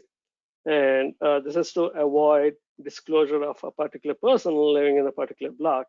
And they applied differential privacy to make it a little more secure. And the only thing that data that hasn't applied the differential privacy is the housing units data. So the housing units data has not been changed, and it is released as was collected. So now, how do you access this data that was released by the Census Bureau? We at the State Data Center have posted this data on our Maryland State Data Center website. And here on the screen, I have a screenshot of the State Data Center website's homepage. And from the homepage, if you look at the green triangle showing that blue box, which says 2020 census data, you can click on that and it will take you to a page where you can access the data. So again, like I have posted the URL for where the actual data is located on the next slide. And the URL posted on the left corner is the home page of the Maryland State Data Center's website. So once you click on that blue box there, it will take you to this page. Again, like this page is broken down into two parts. The left part shows the top part of the screen, and the right side is the bottom part of the web page. And basically at the top, it has a disclaimer saying that this data should not be used for Maryland redistricting. I will get into the redistricting data on the next slide, but I'm going to give a quick overview of on what data is available on the Maryland State Data Center website. So this is all the PL 94171 data that's released by the Census Bureau. And in the rectangular green rectangular box at the top right shows the geographies with which the data is available. You have the data available for the counties, all the counties, and the city of Baltimore and Maryland, the census incorporated places where these are your municipalities, and the census designated places, and your congressional districts, legislative and Senate districts as well, for the House and Senate of the legislative, state legislative district, census tracts, block groups, blocks, and voting districts. Again, like these are broken into three segments. The first segment has data for tables P1 and P2, which I went over. The second one is P3, P4, and the housing units. And the final section here has the group quarters population by all the geographies I mentioned. And finally, the bottom box, which is in the green rectangle there, shows the census geographies that are available. And we have a shapefile with all the census geographies. So a user could join the shapefile data, the geographies, with the data tables that are listed above and view them spatially. And if a user just wants to use the data in a tabular format, they are free to download the data and use it. But again, like if you want to do spatial analysis, they probably would need to join it with the shapefile or a geodatabase or a GeoJSON file. We have three options available to download and join the data with. And quickly, like on the left side of the screen here, I have a screenshot showing some rectangles. These are some analysis we did, tabulating the data at the county, jurisdiction level, and also at the municipal level, showing key characteristics, comparing it with the 2010 census data and what changes occurred and which jurisdictions are going where, and also showing the population density maps. We have a few maps also on our data center website. So this is the actual census data that's released, and this is the data that needs to be used for updating your comp plans or doing your population predictions or even doing trend analysis. So that for all planning purposes, this is the data that needs to be used. And this is where the raw data is available. So now moving on to the Maryland's redistricting data. So Maryland law requires the census data be adjusted for people who are in the prison systems to be moved to their last known address before they were put in the prisons or incarcerated. So we worked with the Department of Public Safety and Correctional Services, who are in charge of all the correctional facilities in Maryland. And we got the prisoners' data from them, and we adjusted the prison data. So if a prison had 1,000 people and we got all the addresses of all the prisoners, and we tagged these with the census blocks where these addresses are located and moved the population there. And so if a prisoner was moved to a block in, say, Baltimore County, that particular block's population would be increased by 1. And again, like this data was done for all the prisons that are in the state and was adjusted at the block level and then aggregated up to show the total population by race and Hispanic origin. And this data has been posted on the Maryland's redistricting site, which I'll go over in the next slide. But quickly, these are the geographies for which the redistricting data for Maryland is available at the census blocks, block groups, tracts, census tracts, voting districts, and at the county or the jurisdictional level as well. So, so the data has been, like I mentioned, posted on the Maryland Citizens Redistricting Commission's website, and the URL is redistricting.maryland.gov. And from there, you can access the data. Like we posted it as an ESRI, a geodatabase, GeoJSON file, a CSV Excel file, and we also posted a data dictionary. meaning like what the columns of the data mean for users to understand. So this is the data that needs to be used for redrawing your political boundaries or election representation at the council managed districts. And this is the same data that the Maryland Citizens Redistricting Commission is using to redraw the congressional districts, the legislative Senate and the legislative House delegate districts as well. So that's the distinction between these two data sets. And this data is not posted on the state data center website, but like I mentioned, it's posted on the Redistricting, Citizens Redistricting Commission website. So that's the data part. And then later, beginning of next year is when the Census Bureau is going to release the other detailed characteristics information and the housing characteristics data, but we don't have a timeline on that yet. But we will be posting the data as soon as it's available to us from the Census Bureau on the state data center website. Now, like I said, like these are the couple of programs I want to give a quick overview on that are upcoming. This is the PUMS or the Mpca delineation. There's a little distinction. I want to give a quick idea of what the PUMS data stands for. This is a public use microdata samples. These are the sample surveys that are sent by the Census Bureau to collect the ACS data. This goes to an individual and it has a lot of information about the particular individual and the housing unit, the type of housing unit they live in, and all that stuff. And this data is collected over a period of time and put together as a PUMS file. And for every decade after the census is done, the PUMS files that are released are for the geographies that the PUMS data is released are delineated, which are, again, I'll go over the geography in the next slide. So the PUMS geographies, the data is available, the sample data is available for the US regions, divisions, states, and the PUMAs. The PUMAs are the geographies where the PUMS data is available, the lowest geography, I guess. And again, this gets a little confusing. A PUMA is defined as a geographical area that has at least 100,000 people.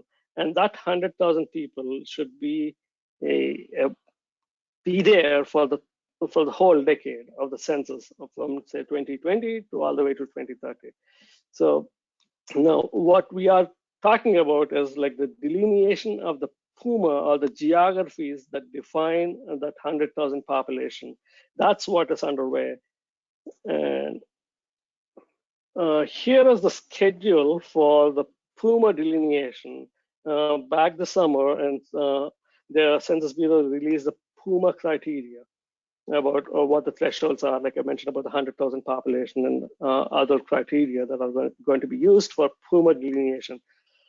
In September 2021, actually, I received this email yesterday. The state data center is the official point of contact for delineating the PUMAs for the state of Maryland. And the materials has been posted on the website yesterday. And I have a link for that particular materials at the end of my presentation. So in fall of 2021, the Census Bureau is going to conduct training on how to use their geography software to delineate the PUMAs. And I listed the dates on the 6th of October, 27th and 15th of December is when they're going to have these trainings. They're going to have 3 trainings. And it overlaps the delineation process period. It starts in November and ends through January 2022. This is a 90-day period that the state data center has to delineate the PUMAs. And finally, in summer of 2022 is when the PUMAs are officially made available and the data is going to be released for the data. But I want to add a couple of quick things here.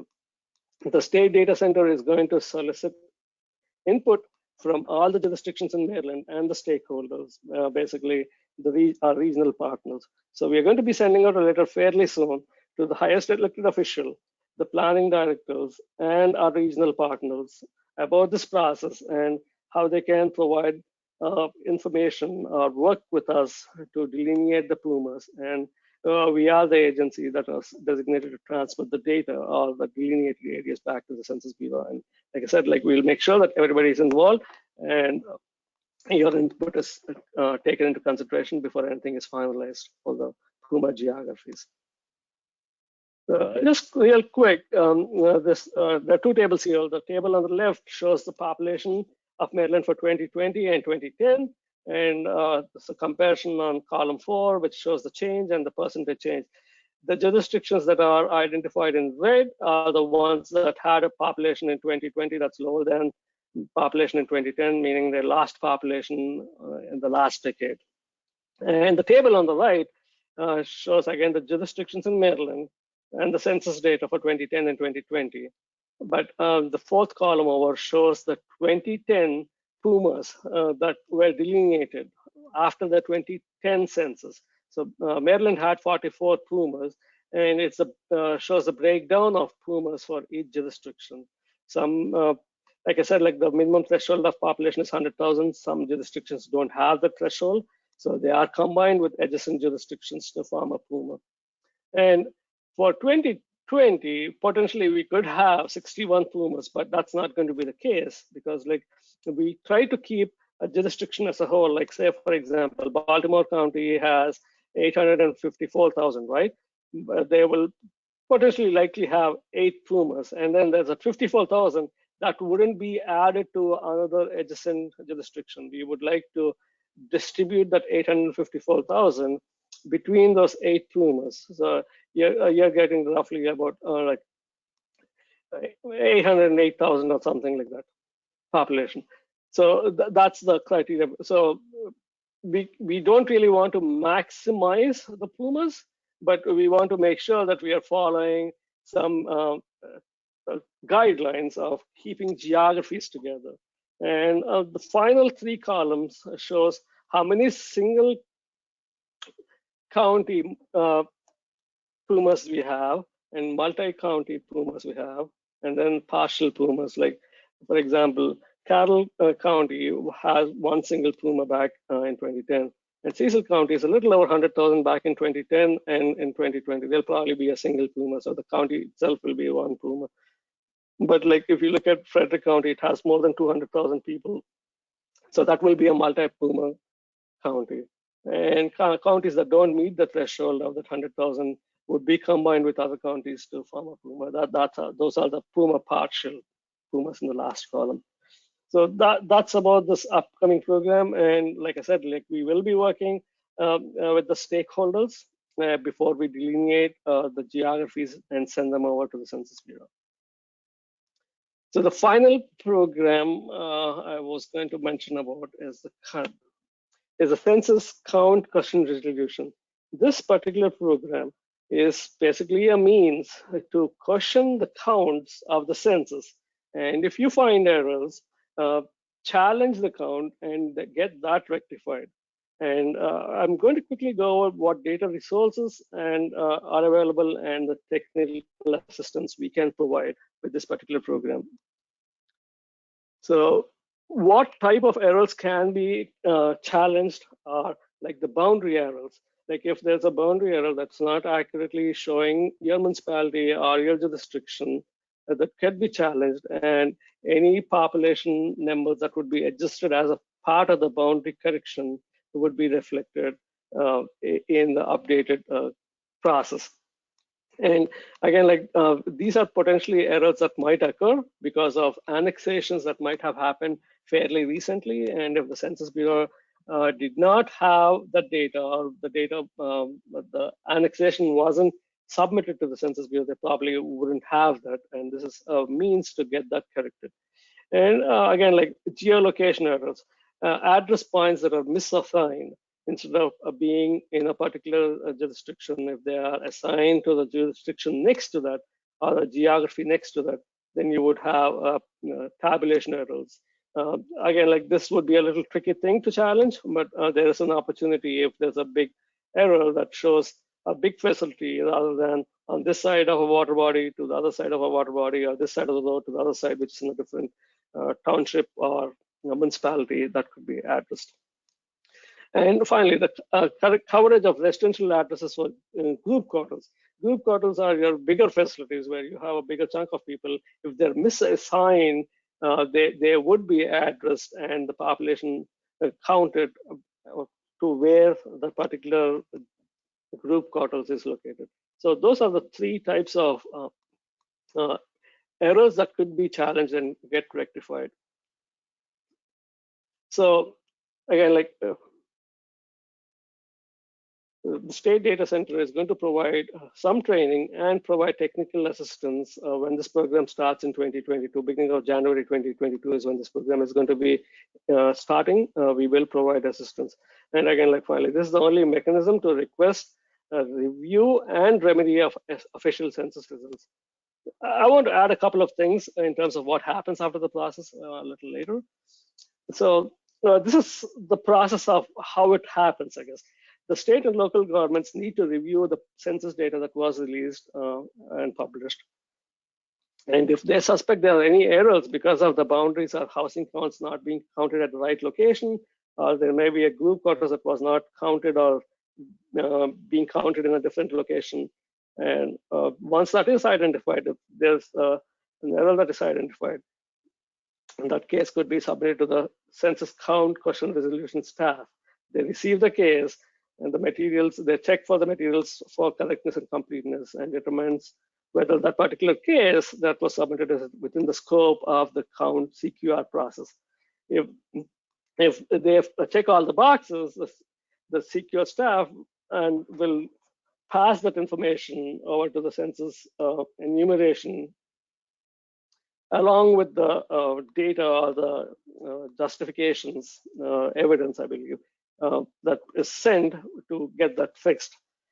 If there are no processing errors are found, nothing is going to be done. If there are some errors that are found, basically the boundary isn't reported accurately, they will be addressed by the Census Bureau records, and then the corrected data will be released along with a letter to the person, the highest elected official of the jurisdiction that submitted the data correction.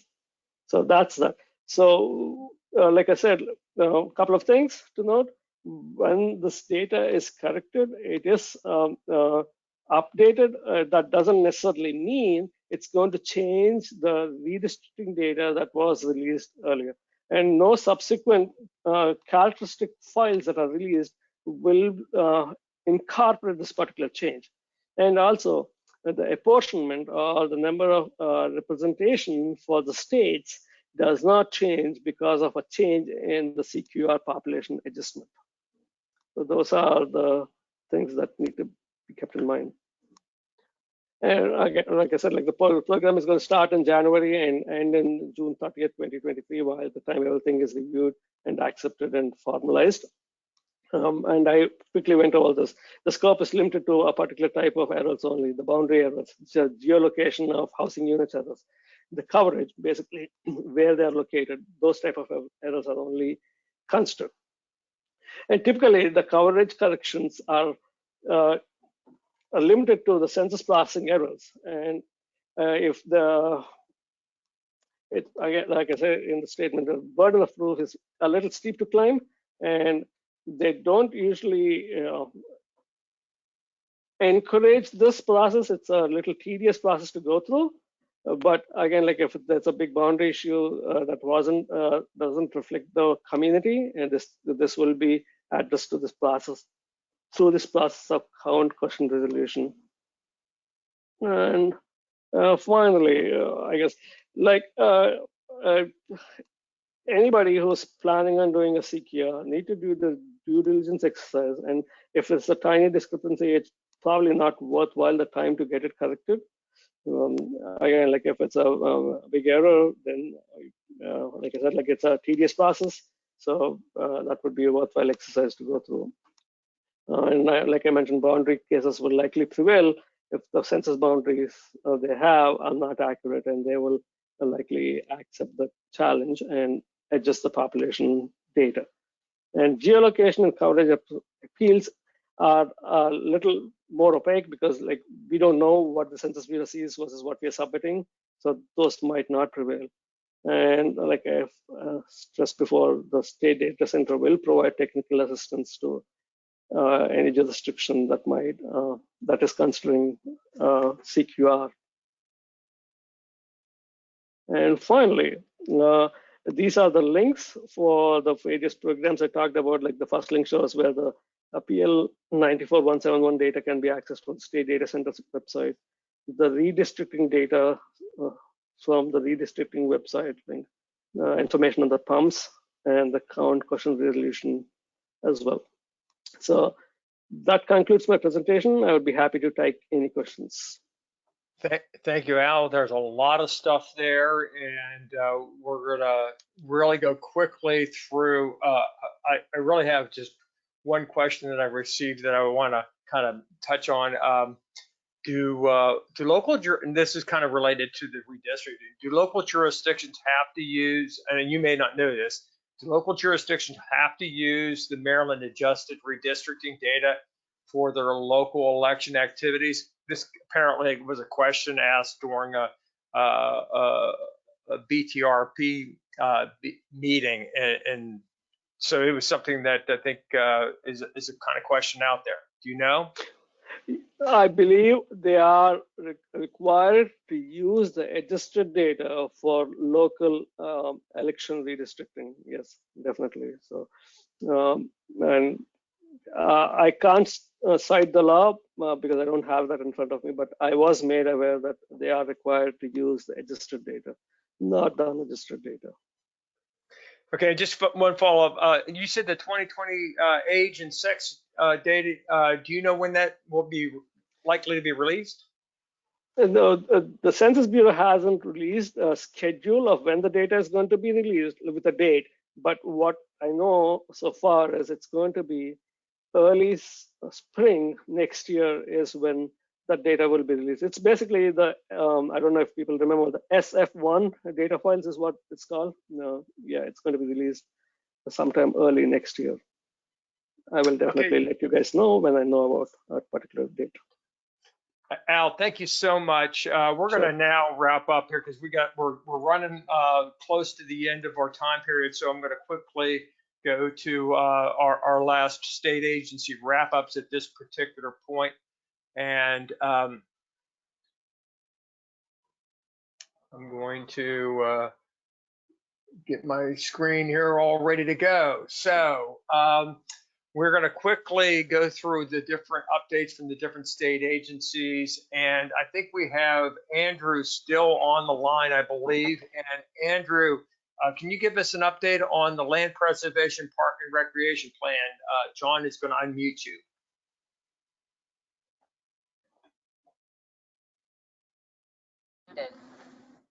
Hi, thank you, Chuck. Yeah, I appreciate the opportunity to provide an update on the county LPPRP development process, as well as MDP and DNR's efforts in guiding that process.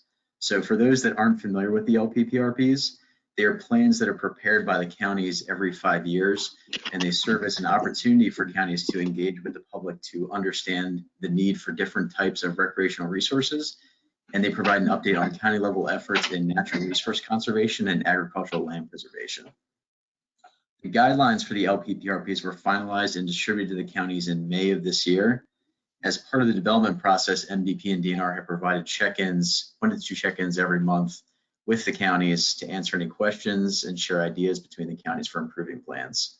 Those meetings have allowed the counties to share scopes of work, survey information, and other planning materials, all of which has been very helpful for facilitating collaboration and improving resources that are available for the counties in preparing their plans. MDP and DNR will continue to offer these check-ins every month until the draft plans are submitted at the end of this year. At that time, both agencies will review the draft plans and provide feedback to the counties throughout spring of 2022, and finalized LPPRPs will be submitted by July 1st, 2022. And those finalized plans will be posted on DNR's planning webpage for the public to view. Great, thank you again, John. Thank you again. Again, please contact information for Andrew will be placed at the end of the agenda. So feel free to contact Andrew if you have any questions about the LPPRP. Again, thank you, Andrew. I do want to go over quickly some of our updates of the Department of Planning. As many of you recall, if you've been in some of the previous planning director roundtables, there are several different components of our rethinking of our growth model, and we're moving and making good advancements in each one of those different components. The first one I want to kind of relate to you is an effort that we are working with partners at BMC and with continue to expand that outreach to other local governments, is dealing with the building permit system. As you recall, we did a software survey report. Many of you participated. Again, thank you for that. We have posted that report on our planning coordination website, and we'll be referencing that throughout the process. We're also working with BMC staff, and we had a presentation previously with the Plan Directors Roundtable on their great dashboard, and we're going to continue to work with them to try to expand that to a statewide effort. And then we're definitely interested in finding out from local governments that are interested. At one point, if I don't get any volunteers, I'm going to be reaching out and trying to encourage your participation in that effort. So stay tuned for more about that, but we think there's a tremendous amount of benefit for a statewide reporting on building permit activity throughout the state. The other item I just want to quickly highlight is dealing with the generalized zoning. Shelley April is heading up this effort, and she reported to me that they're wrapping up the project. We again thank you all for participating in our confirmation of the zoning information, and we're going to be sharing the results of that information later fall, earlier winter, and then we're going to continue to work on updates starting the summer of 2022. And if you have any further questions about that particular one, Shelley will be available for you to answer those questions. The next one I want to talk about is the land use, and we have Deb Sward, I believe, online. And Deb, do you want to give us an update of the land use map? Deb cannot be connected to audio because she used her telephone, and she's not connected to audio. Okay, then I will just quickly go through the statewide land use map. They have working on here's the update. They're working on the information from the Chesapeake Conservancy on land cover, and they were going to be initiating some outreach efforts to local governments, and there's been an ongoing modeling process of incorporating that information into the update of the 2020 statewide land use map. And so the more to be coming on that as well. The next item on here is dealing with some of the trends or the analysis. We use this data, and Joe Griffiths is on the line, and he is going to give me an update of the housing element, which is one of those trend analysis tools that we are creating. Thank you, Chuck. I'll keep this quick. I always update progress on this during the Planning Directors Roundtable, just to talk about data, things that have been completed. So we have both the 2014 to 18 and 2015 to 19 ACS data available to toggle on the dashboard. You'll see it circled there along the top. The reports that you can export and the charts will change as you select which 5-year estimates you want, whichever one you choose. We also added the 2021 AMI data available in the AMI calculator circled on the left. Things we're working on is adding the Department of Housing and Community Development's housing needs assessment layer. The actual final report to that document is available on the models and guidelines, but those layers will have at the census tract level renter and homeowner stability analysis, so you could use that as part of your planning. We're developing a sample dashboard analysis, simplified one the jurisdictions may model after. We're also working on a compare function, so you can compare different geographies to one another, or compare a county to a census tract and the like. And then we're also going to add a very low income row to the AMI table. Some other updates earlier in late spring, early summer, we added 8 best practice write-ups of what jurisdictions are doing around the state, both small and large, to plan for and implement affordable housing strategies. And then finally, we're partnering with DHCD on developing guidance for HB 90, which was passed in this year's legislative session. which is starting January 1st, 2023. All housing elements are required to include an assessment of how the jurisdiction is affirmatively furthering fair housing. So that was a real quick version, but I know we're running over time. And then I have 2 other planning updates. Planning also recently developed a submissions instructions and guidance page with a submissions web or email. This is available on our website. So if your jurisdiction is wondering what they should be submitting and how, and what the review process is for comprehensive plans, annexations, and PFA certifications, well, there's an explanation of the review period, the submission requirements, and the submission process and context for that. There's also a guidance on where to submit water and sewer plans. Those actually go to the Maryland Department of the Environment and those in their amendments, but we review them, but they start with Maryland Department of Environment. The last thing I'll say, many of you might have heard the 38th annual Mpca Maryland Planning Commissioners Association Conference, which was planned for Solomons, due to concerns of the Delta variant, has transitioned to a virtual platform. It is free, and we've expanded it by 1 day, so it's October 25th, 26th, and 27th. We encourage you and to register, but also to encourage your citizen planners, planning commissioners, and Board of Zoning Appeals members to register for that free conference. They can join for 1 day, portion of a day, or the whole thing. So thank you, Chuck. Thank you, Joe. And just for one final thing, we're very excited about a new initiative headed up by Scott Hansen in our office, and we have it called Snapshot Maryland. This is the first one of several dashboards that we're going to be developing. This is a transportation planning dashboard. I encourage you to Google Snapshot Maryland transportation dashboard, and you'll get it. This dashboard reports on census information and other transportation data at the county or at the incorporated and municipal level, or census tract, or even down the transit analysis zone level. And it is just, again, the first of a series that we are doing, trying to standardize our dashboards and have consistency of this look and get more data out there in a consistent manner. So we're very excited about it and encourage you to take a look at that dashboard. And then here are the contacts. Again, I want to thank everyone. In conclusion, I really want to express appreciation for Secretary McCord participating, Sarah Deal, Joe Griffiths, Sylvia Mosser, Jason Dubois, Jade Clayton, Carol DeLone, Allison Darrow, Andrew Mengel, and sorry I couldn't get Deborah Sword on there. And again, great thanks to John Coleman, our communications guru. This would not work without him. Again, thank you all for attending. A complete recording of today's effort will be, webinar will be posted on the website.